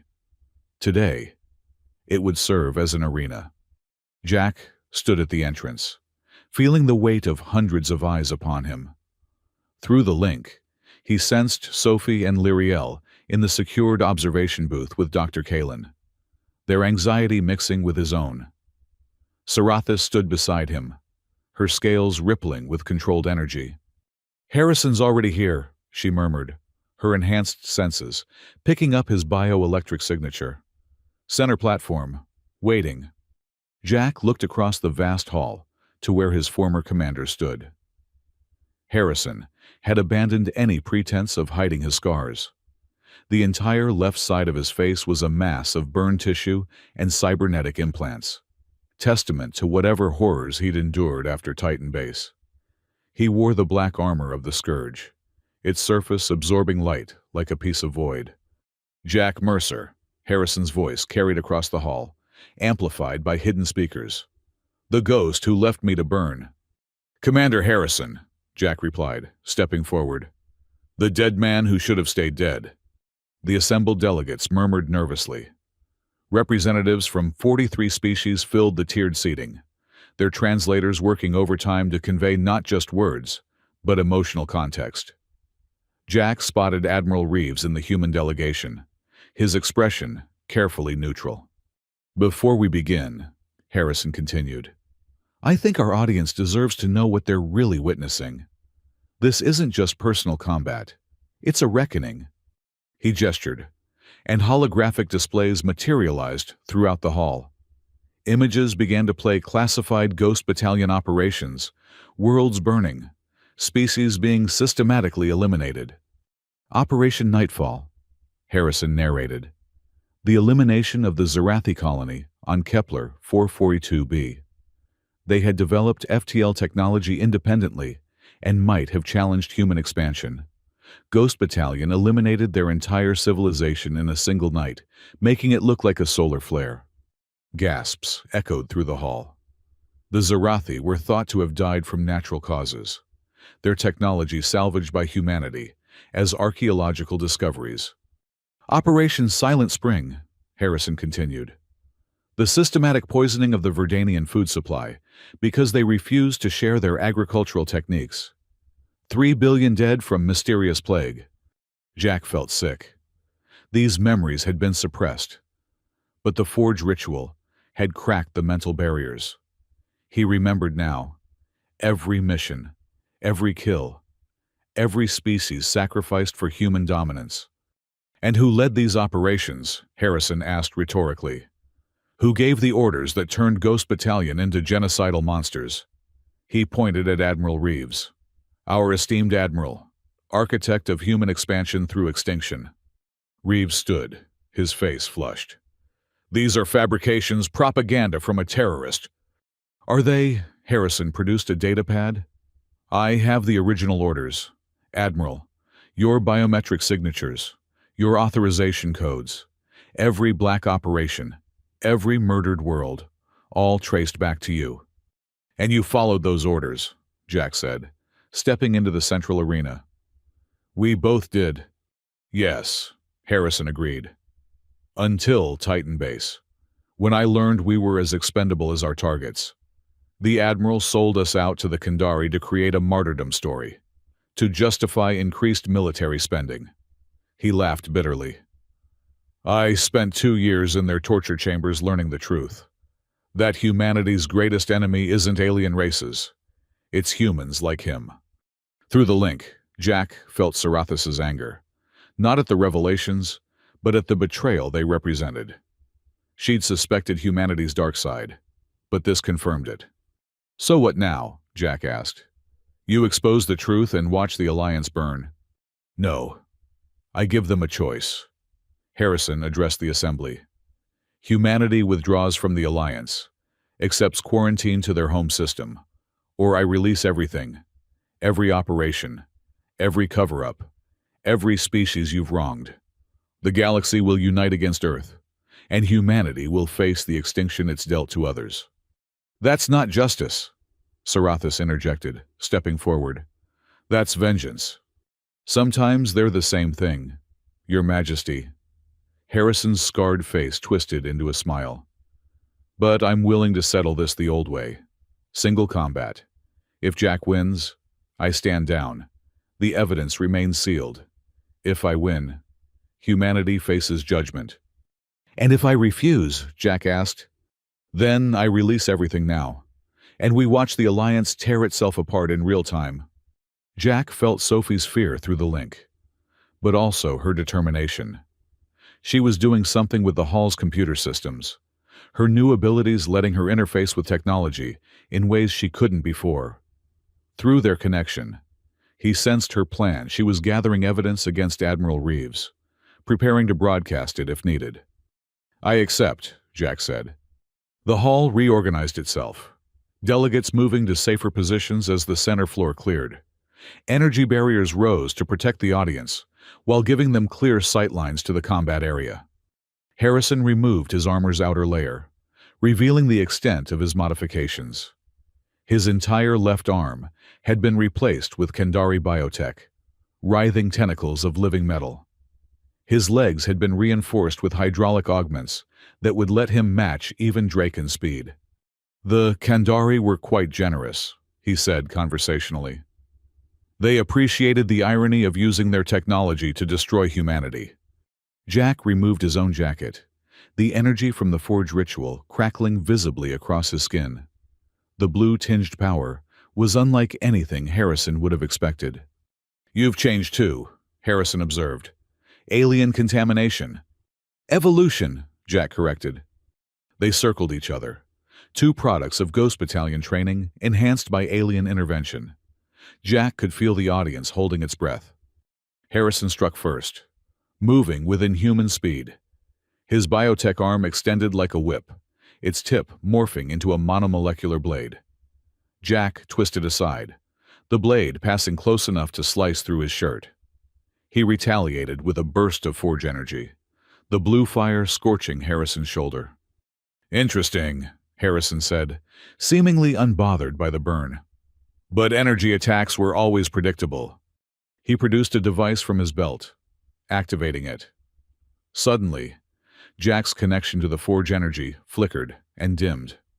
A dampening field, specifically tuned to disrupt energy manipulation. "Did you think I wouldn't prepare?" Harrison asked, attacking again. Without the forge enhancement, Jack had to rely on his original augmentations. Time seemed to slow as his combat implants fully activated for the first time in years. He caught Harrison's biotech arm, using its momentum to flip his opponent over his shoulder. Harrison landed on his feet, hydraulic legs absorbing the impact. "Better. This is the Jack I remember." They exchanged a flurry of blows, each strike precisely calculated, each defense perfectly timed.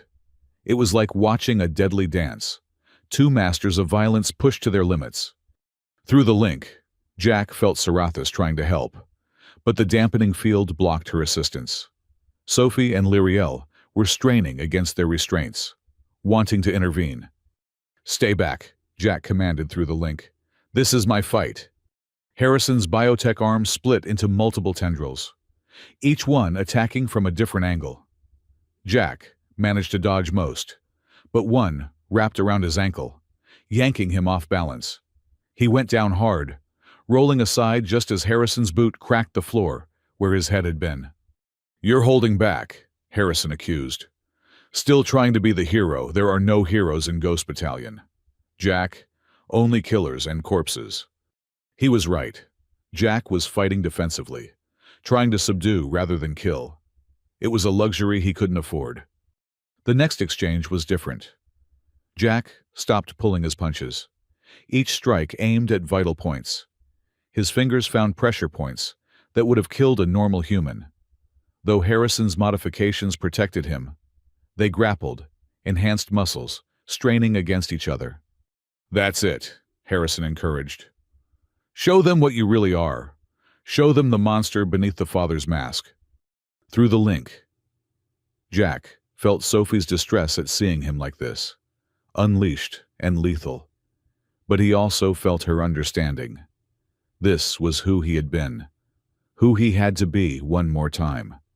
Harrison's biotech arm wrapped around Jack's throat, squeezing with crushing force.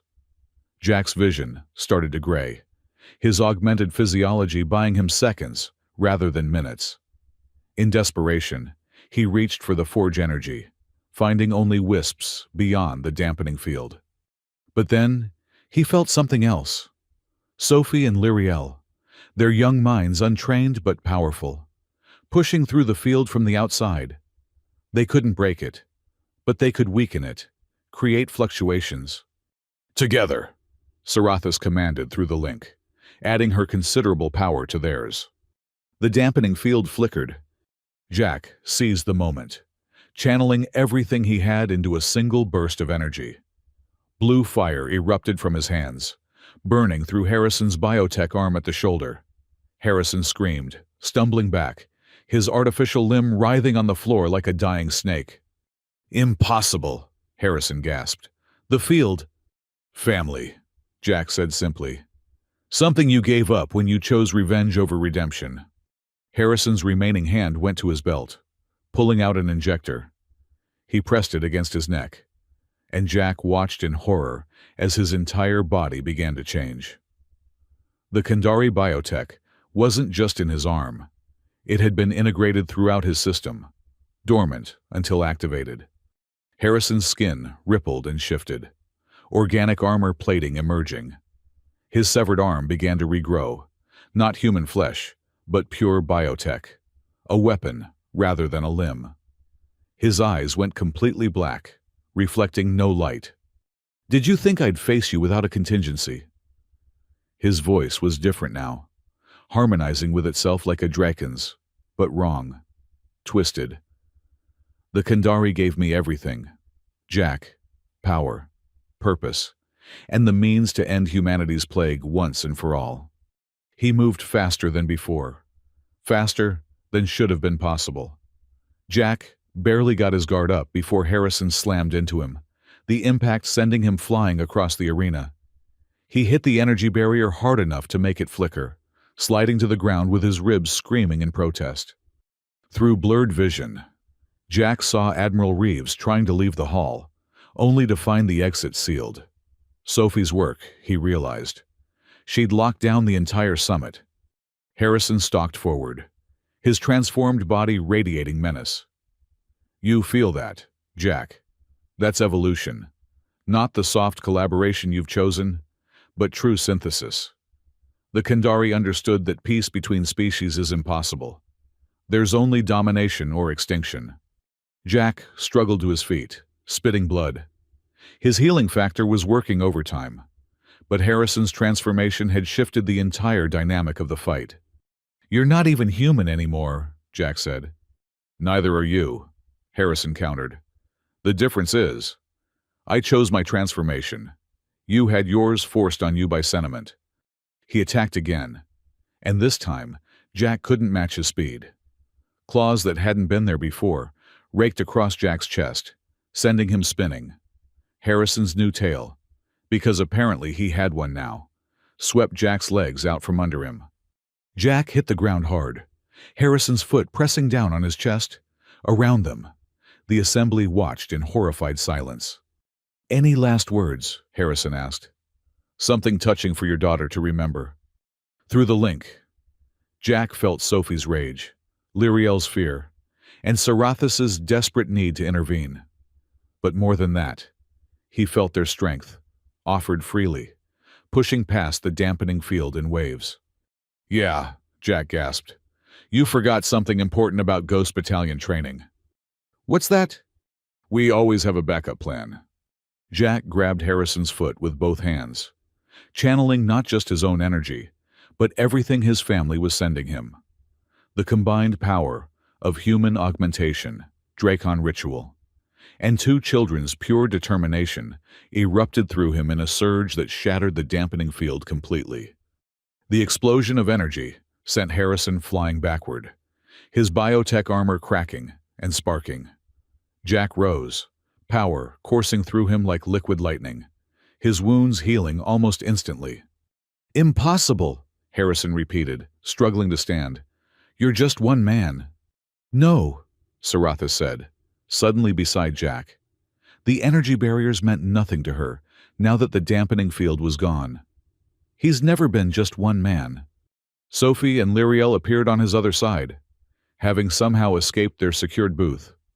Their small hands found his, and power flowed between all four of them, visible threads of gold, blue, and silver light.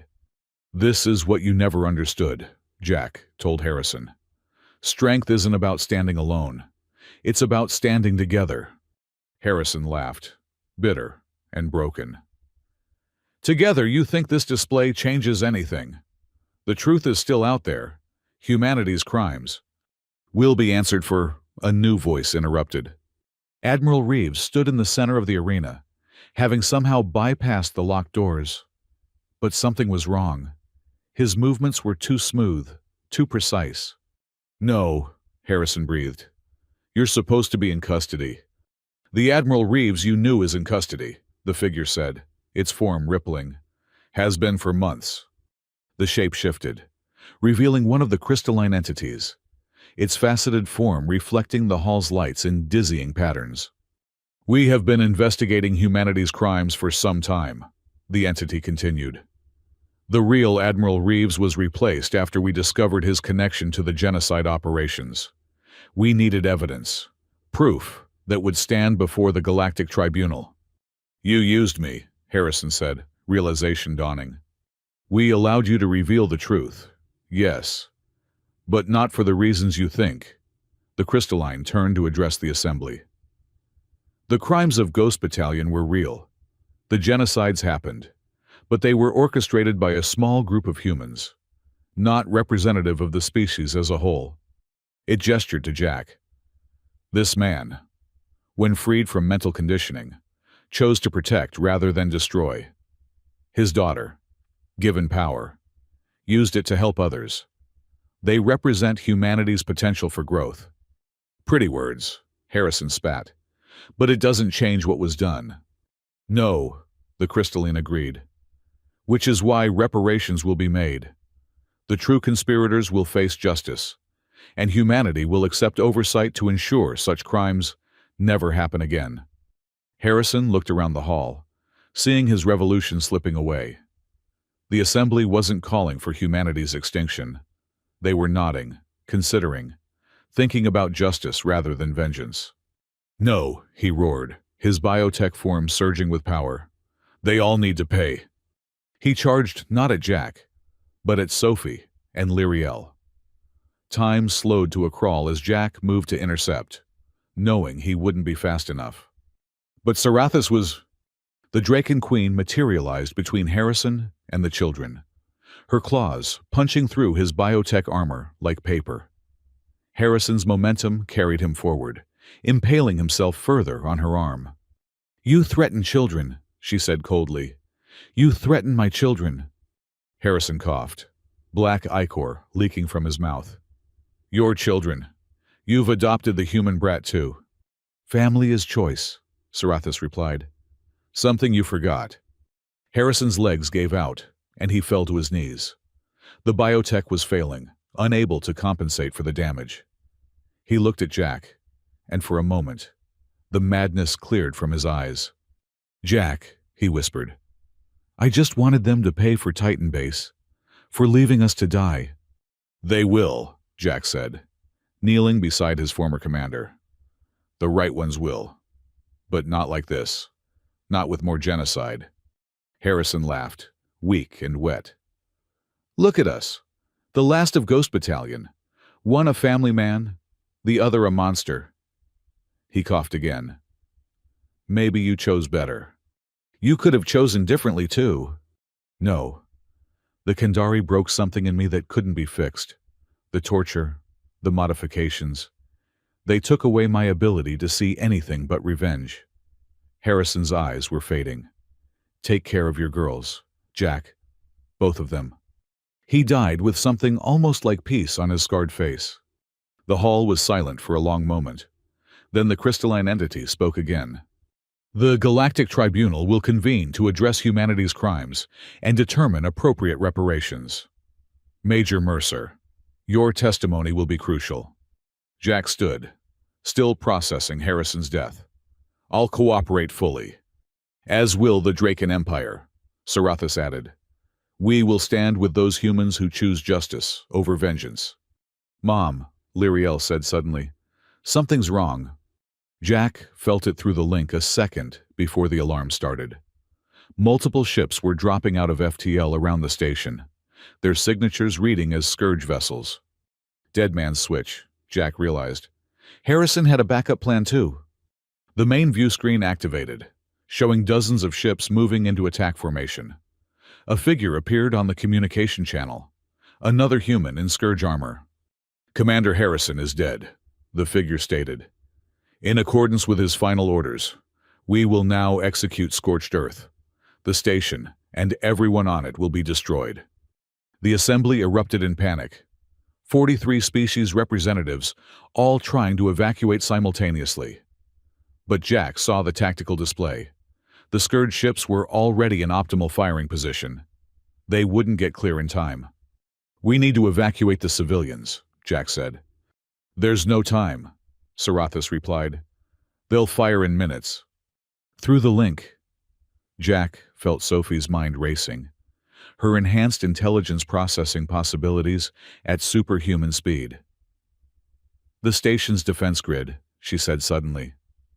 "It's been disabled, but I can bring it back online." "How long?" Jack asked. 10 minutes, maybe less." "We don't have 10 minutes, Sarathis said. "Then we buy time," Jack decided. He looked at the crystalline entity. "Can you get the delegates to the emergency shelters?" "Already in progress." Jack turned to Sarathis. "Your ship." "The Royal Flame is docked in Bay 7, but it's one ship against dozens." "It's also the fastest, most heavily armed ship here." Jack met her eyes. "We need to keep them busy while Sophie works." Sarathis nodded, understanding immediately. Through their link, he felt her fear not for herself, but for Lyriel. "I'm coming too," Lyriel said firmly. "Absolutely not," Sarathis and Jack said in unison. "You need me," Lyriel insisted. "The ship's weapons are keyed to Draken biosignatures. You need every gun firing." She was right, and they all knew it. Sophie grabbed her friend's hand. "I'll be in the ship's systems," Sophie said. "We'll be together, just in different ways." Jack wanted to refuse, to find another way, but the tactical part of his mind knew they were out of options. "We do this together," he said finally. They ran for the docking bay, delegates scattering before them. The Royal Flame sat waiting, its obsidian hull gleaming with barely contained power. They boarded quickly, Jack taking the pilot seat, despite never having flown a Draken vessel.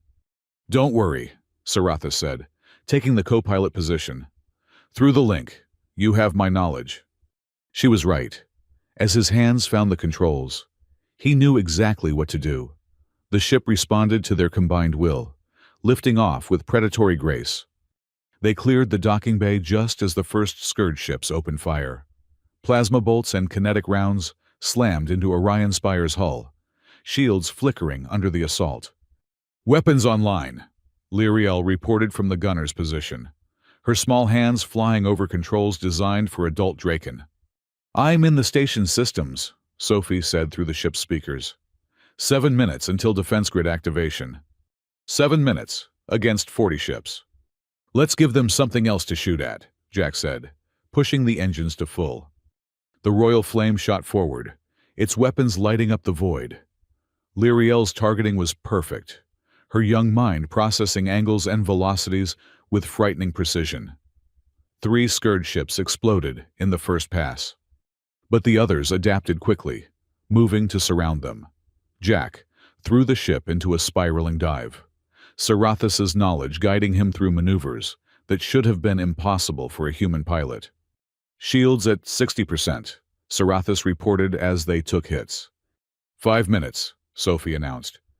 A Scourge heavy cruiser moved to block their path. Jack didn't slow down. Instead, he accelerated, firing everything they had. Lyriel's targeting solutions were perfect, every shot hitting weak points in the enemy's armor. The cruiser exploded, but they flew through the debris field, shields dropping to 40%. "We can't take much more," Sarathis warned. Through the link, Jack felt Sophie's frustration. The station's systems were fighting her, decades of security protocols resisting her intrusion. "I need more time," she said.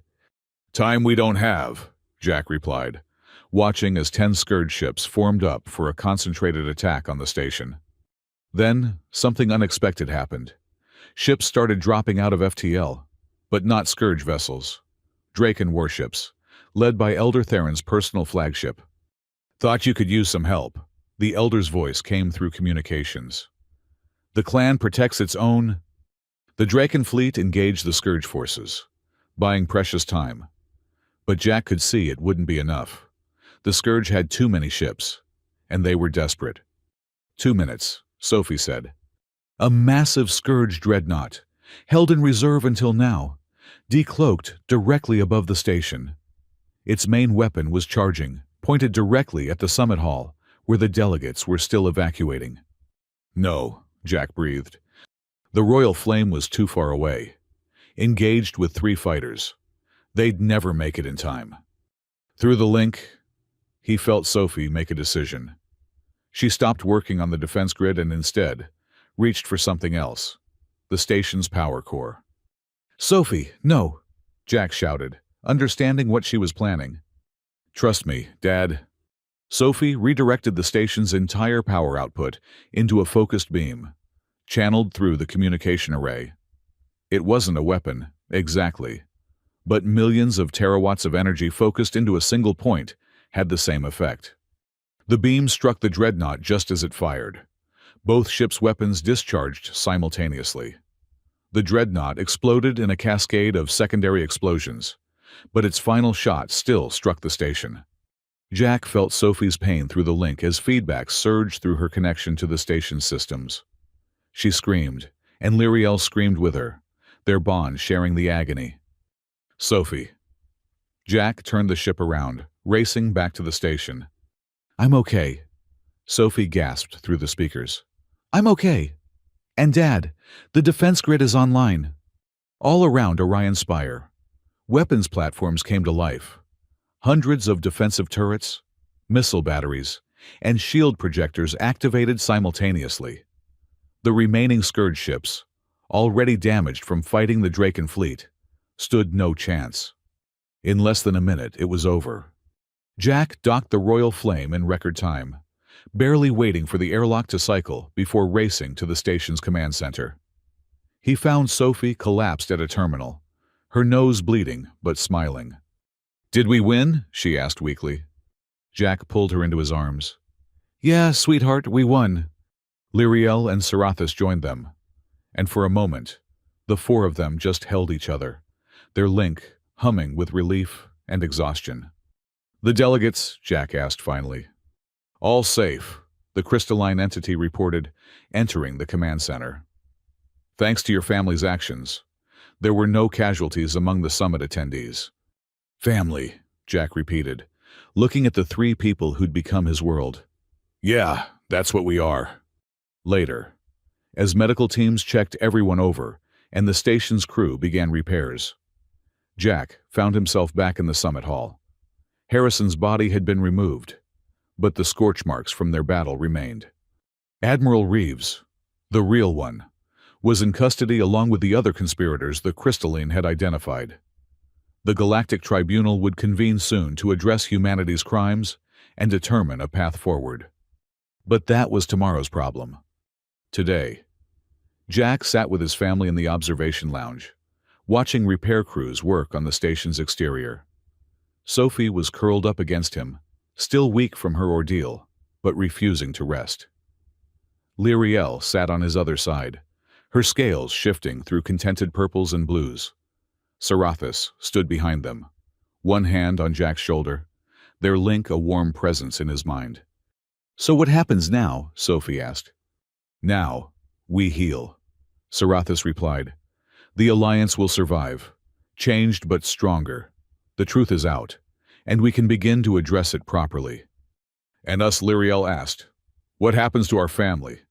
Jack and Sarathis exchanged glances through the link, feeling the same certainty. We stay together, Jack said. Whatever comes next, we face it together. Even if it means more fights, Sophie asked. Especially then, Sarathis said. But, hopefully, the fighting is done for a while. Jack wasn't so sure. The galaxy was vast, full of old wounds and new threats.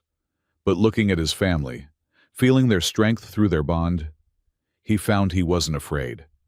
The quiet soldier had found his voice, and it spoke of protection, redemption, and love. The ghost of Ghost Battalion was finally laid to rest, replaced by something better. A father, a protector, a member of a clan that transcended species. The war was over, but the real work of peace was just beginning. 3 weeks had passed since the Unity Summit battle, and Orion Spire bore its scars like badges of honor.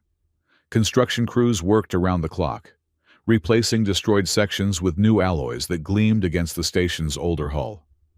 Jack stood in what had been the Summit Hall, now converted into a temporary courtroom for the Galactic Tribunal. Major Mercer, the crystalline entity who'd revealed itself during the battle, addressed him. Its faceted form had taken on deeper hues, indicating its role as chief arbiter. Are you prepared to give your testimony? Jack looked at the assembled representatives. Every allied species had sent their highest judicial authorities. The weight of history pressed down on the room, like artificial gravity. I am, he replied, stepping forward to the testimony platform. Through the link, he felt Sarathis's supportive presence. She sat in the Draken delegation section with Lyriel, while Sophie had been given special permission to attend as his family. The girls had insisted on being present, arguing that they'd earned the right to hear the truth. Jack couldn't disagree. State your name and former position for the record, the arbiter instructed. Jack Mercer, former Major, Ghost Battalion, Terran Special Operations, serial designation GB4471. And you have agreed to undergo memory reconstruction to provide complete testimony. Jack's jaw tightened. Memory reconstruction meant reliving every suppressed operation, every kill, every moment he'd tried to forget. I have. A psychic species member, the Etherians, approached with a neural interface crown. As they placed it on Jack's head, he felt Sophie's worry spike through their bond. "It's okay," he sent through the link. "This needs to happen." The crown activated, and Jack's world exploded into fractured memories. He was 23, accepting his first Black Operation mission. The target was a pre-FTL civilization that had detected Earth's expansion. They couldn't be allowed to warn others. He was 25, leading a strike team against a peaceful research station because their genetic experiments might have created enhanced soldiers to rival humanity. He was 27, watching through his scope as an entire diplomatic convoy was eliminated. Their peace proposal dying with them because Admiral Reeves deemed their terms unacceptable. Each memory played out in holographic detail above the testimony platform, visible to all. Jack felt the horror rippling through the assembly, the disgust, the anger. But he also felt something else through his link with Sarathis' understanding. She had her own dark memories, her own crimes committed in the name of species survival. "Enough," the arbiter said after 2 hours of testimony. "The evidence is clear. Ghost Battalion, under Admiral Reeves's command, committed genocide against 12 species, with attempted genocide against 7 others. 13 species, Jack corrected quietly. There was one more, off the books, the Nephilim. We eliminated them because they had natural telepathic abilities that could have exposed our operations." The assembly erupted in shocked murmurs. The Nephilim were thought to have ascended to a higher plane of existence, not been murdered. "Your honesty is noted," the arbiter said. "The question now is consequences. Admiral Reeves and his co-conspirators will face life, imprisonment, or execution, depending on their victims' species preferences. But what of the soldiers who carried out these orders?" "We were conditioned," Jack said. "Mental blocks, chemical loyalty enhancers, selective memory wipes.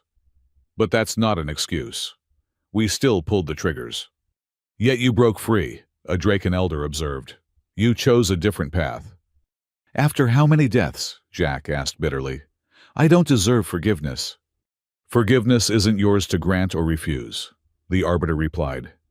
"It belongs to those you wronged." One by one, representatives of the surviving species that had been targeted by Ghost Battalion stood to speak. Some called for Jack's execution, others for imprisonment. But a surprising number spoke of redemption, noting his actions at the summit, his protection of innocence, his choice to face justice rather than run. Then, something unexpected happened. A figure materialized in the center of the room, translucent and shimmering. Jack recognized the form immediately, a Nephilim, somehow surviving in their ascended state. "We have been watching," the being said, its voice like crystalline chimes. "We saw our death coming and chose transformation over extinction. But we remember the one who pulled the trigger." Jack stood to face judgment, ready for whatever came. "You killed our physical forms," the Nephilim continued.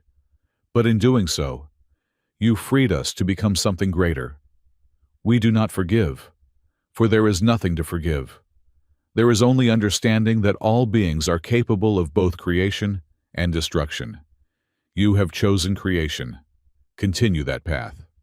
The being faded, leaving the assembly in stunned silence. The arbiter consulted with the other judges for several minutes before speaking. "Jack Mercer, the tribunal has reached a decision. You will not face execution or imprisonment." Relief flooded through the link from Sophie and Lyriel, but Jack remained tense, waiting for the rest. "Instead, you will serve the Alliance in a new capacity. You will lead a joint species task force dedicated to investigating and preventing future genocides. You will use your knowledge of black operations to expose and stop those who would commit such crimes again. This is your sentence and your redemption." Jack bowed his head, accepting the judgment. It was more than he'd hoped for, a chance to atone through action rather than suffering. Furthermore, the Arbiter continued, humanity as a whole will accept the following terms: military limitations for 50 standard years, reparations to affected species totaling 40% of Earth's gross colonial product, and mandatory integration programs to ensure no single species can dominate alliance decisions. The human representatives protested, but weakly. They knew it could have been much worse. Humanity could have faced complete isolation or worse. "The Draken Empire has a proposal." Sarathis stood, her regal bearing commanding attention. "We offer to co-administrate human integration, ensuring both oversight and protection during this transition period." "That's unprecedented," another representative said. "The Drakon taking responsibility for another species. Humanity has shown both the worst and best of what they can be," Sarathis replied. "They deserve the chance to prove which path they'll ultimately choose. Besides," she looked at Jack, "we have already begun integration at a personal level." The Arbiter considered this. "Queen Sarathis, are you formally offering Draken protection to humanity during their probation?" "I am, with conditions. Jack Mercer and his family will serve as liaisons between our species. They have proven that humans and Drakon can not only coexist, but thrive together." "Mom, does this mean we're staying together?" Lyriel whispered, though in the quiet room, everyone heard her. "If the tribunal approves," Sarathis replied. The judges conferred again. Finally, the Arbiter spoke. "The Draken proposal is accepted. Major Mercer, do you accept this appointment?" Jack looked at Sophie, who nodded eagerly, then at Sarathis and Lyriel. His family, his redemption, his future. "I accept." The formal proceedings continued for several more hours, but Jack barely heard them. Through the link, he felt the girls' excitement, already planning their new life together. Sarathis's satisfaction at achieving a diplomatic solution that protected everyone she cared about.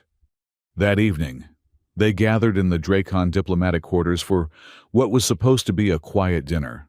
Instead, they found Elder Theron waiting with Dr. Kalen and several other Draken officials. "There is one more matter to address," Theron said formally.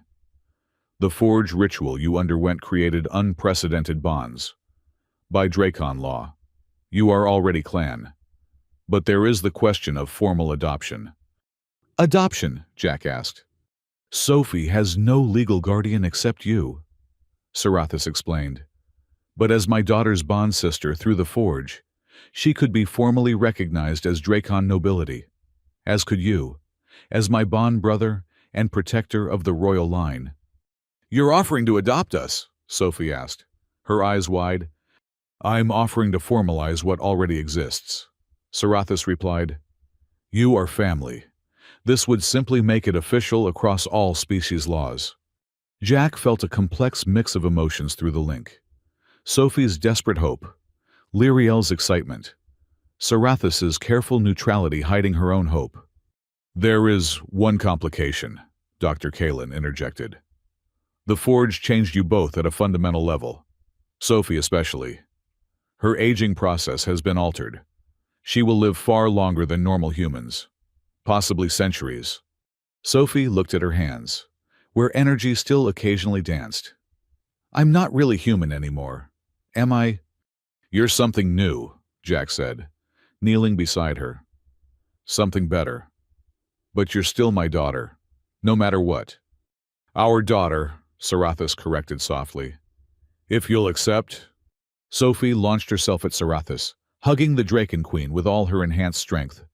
"Yes, yes, yes, yes." Lyriel joined the hug, and Jack found himself pulled in as well, the link humming with shared joy. Then, It's settled, Elder Theron said, though Jack caught the slight smile on the ancient Draken's face.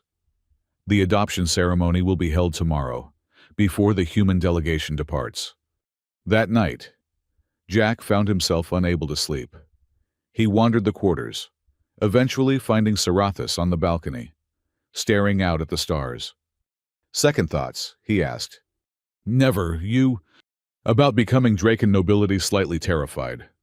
She laughed. That rare sound he'd grown to treasure. "You face down Harrison and a scourge fleet, but paperwork scares you." "Paperwork doesn't try to kill me directly." They stood in comfortable silence, the link between them a warm constant. It had evolved since the battle, deeper and more complex. Not romantic, but something perhaps more profound, true partnership. "Your testimony today was brave," Sarathis said eventually, facing those memories, those truths. "It needed to be done. The Alliance deserved to know what happened." "And Harrison, do you regret his death?" Jack considered the question. "I regret that he couldn't find another path. But no, I don't regret stopping him. He would have destroyed everything, including our daughters." "Our daughters," Sarathis repeated. "Strange how natural that sounds now." 3 months ago, I was just a mechanic trying to raise a kid alone. 3 months ago, I was a queen focused only on Drakon superiority." She turned to face him. "We've both changed." "For the better. Time will tell, but I believe so." A crash from inside interrupted them. They rushed in to find Sophie and Lyriel, standing over the remains of what had been an expensive vase. Both looking guilty, but trying not to laugh. "We were practicing our energy manipulation," Sophie explained. At 3 a.m, Jack asked. "We couldn't sleep. Tomorrow's a big day," Lyriel protested. "Bed. Now, both of you," Sarathis commanded in her queen voice. The girls scurried off, giggling. Jack and Sarathis looked at the destroyed vase, then at each other, and burst out laughing. "This is our life now," Jack said. "Diplomatic incidents and broken pottery." "There are worse fates," Sarathis replied. The adoption ceremony was held in the rebuilt Summit Hall, with representatives from every allied species attending. It was as much a political statement as a personal moment, the Draken Queen accepting humans into her family, proving that integration was possible. Jack stood in formal Draken ceremonial armor that had been hastily modified for human physiology. Sophie wore a smaller version, her excitement barely contained. Across from them, Sarathis and Lyriel stood in matching royal regalia. Elder Theron presided over the ceremony, speaking in ancient Drakon, with translations for the assembly. The words were about family, choice, and bonds that transcended blood. "Do you, Jack Mercer, accept the responsibilities of clan, to protect and serve the family Sarathis unto death?" "I do," Jack replied, the words carrying through the link with absolute certainty. "Do you, Sophie Mercer, accept the bonds of sisterhood with Lyriel, to stand together against all threats?" "I do," Sophie said enthusiastically, making several delegates chuckle. "And do you, Queen Sarathis and Princess Lyriel, accept these humans into your clan, your family, your hearts?" "We do," they said in unison. Elder Theron placed his hands on Jack and Sophie's heads, and the Forge energy responded, flaring briefly around all 4 of them. The bond solidified, becoming something permanent and unbreakable. "Then, by the ancient laws of Draken, witnessed by the allied species, I declare you family. Rise, Prince Jack and Princess Sophie of Clan Sarathis." The titles were going to take getting used to, Jack thought as the assembly applauded. Through the link, he felt Sophie's awe at being called a princess, Lyriel's joy at having a sister, and Sarathis's deep satisfaction at protecting those she'd come to love. After the ceremony, various delegates approached to offer congratulations or discuss the implications. Jack found himself in conversation with the crystalline arbiter. "You realize this changes everything," the arbiter said. "A human as Draken nobility, tasked with preventing genocide, bonded to the Queen herself. The political ramifications will echo for generations. I'm just trying to protect my family and do what's right. Which is precisely why you're the correct choice. Harrison couldn't see past his revenge. Admiral Reeves couldn't see past human dominance. You see the bigger picture: survival through cooperation, not domination. Before Jack could respond, Thompson appeared, wearing formal Terran military dress. "Major," Thompson said, saluting. "Or should I say, Your Highness?" "Jack is fine," Jack replied, returning the salute. "How's Earth taking the news?" "About as well as expected. Riots, protests. Some calling you a traitor, others a hero. The usual human response to change." Thompson smiled wryly. "But the smart ones see what you've accomplished. You've given us a second chance." "We gave ourselves a second chance. I just helped negotiate the terms." Thompson looked over at Sophie, who was teaching a group of young delegates some sort of card game, with Lyriel helping her explain the rules. "She looks happy," Thompson observed. "She is. We both are." "And the Queen." Jack glanced at Sarathis, who was in deep discussion with several Draken elders, probably about the logistics of human integration. "She's complicated," Jack said simply. "Aren't they all?" Thompson laughed. "Listen, I've been assigned to your task force. Seems Earth wants someone they trust working with you." "Good. We'll need all the help we can get." Thompson's expression grew serious. "There are still Scourge cells out there. Harrison's death didn't end the movement, just scattered it." "I know, but that's tomorrow's problem. Today, we celebrate being alive." The celebration continued into the evening. Jack found a quiet moment to stand with his new family, looking out at the stars through the hall's massive viewports. Sophie leaned against him, tired but happy. Lyriel stood with her mother, but her hand found Sophie's, their sisterhood already natural. "So what happens now?" Sophie asked, echoing her question from weeks ago. "Now we go home," Sarathis replied. "To Draken Prime. You need to learn about your new culture, your new people." "Will they accept us?" Jack asked. "Some will, some won't. But with time, most will come to see what I see, that strength comes from diversity, not purity." "And if they don't?" Sarathis's scales shifted to a determined bronze. "Then they'll learn. We've proven that humans and Drakon can be family. That's a powerful message." "Speaking of messages," Sophie said, pulling out a datapad. "I've been analyzing the Scourge communications we intercepted. There's something weird." Jack took the pad, examining the data. His enhanced cognition, further boosted by the Forge Bond, processed the information rapidly. "These aren't random cells," he said slowly. "They're coordinated. Someone's still organizing them." "Harrison had a lieutenant," Lyriel suggested. "Maybe they took over." "No, this is different. The organizational structure, the resource allocation." Jack's eyes widened. "This is military. Professional military." Sarathis took the pad, her own analysis confirming Jack's suspicions. "Someone in either Earth or Draken military is still supporting the Scourge. The conspiracy goes deeper than just Admiral Reeves." Jack realized. "We cut off one head, but the Hydra remains." "Then we keep cutting," Sarathis said firmly. "Together." Through the link, Jack felt her determination, the girl's courage, and his own resolve solidifying. The fight wasn't over. Maybe it never would be. But they'd face it as a family. "Your Majesties," Dr. Kalin approached. "I apologize for interrupting, but there's been a development." He led them to a private communication room, where Elder Theron was waiting with a grave expression. "We've received intelligence from our sources," Theron began. "The Kandari Consortium has been monitoring recent events. They're interested in the technology that merged human augmentation with Drakon energy." "They want to replicate it," Jack said, understanding immediately. "Worse, they want to weaponize it, create super soldiers combining multiple species' advantages." Like Harrison, Sophie said quietly, but on purpose this time. We can't let that happen, Sarathis stated. Which is why the Council has a proposal, Theron continued. A preemptive mission. Destroy their research before it progresses. It would be the task force's first official operation. Jack looked at his family.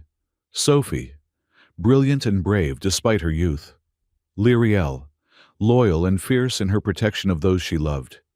Sarathis, wise and powerful, willing to change centuries of tradition for what was right. When do we leave? He asked. We have a week to prepare, Theron replied. The Council wants to be certain of the intelligence before acting.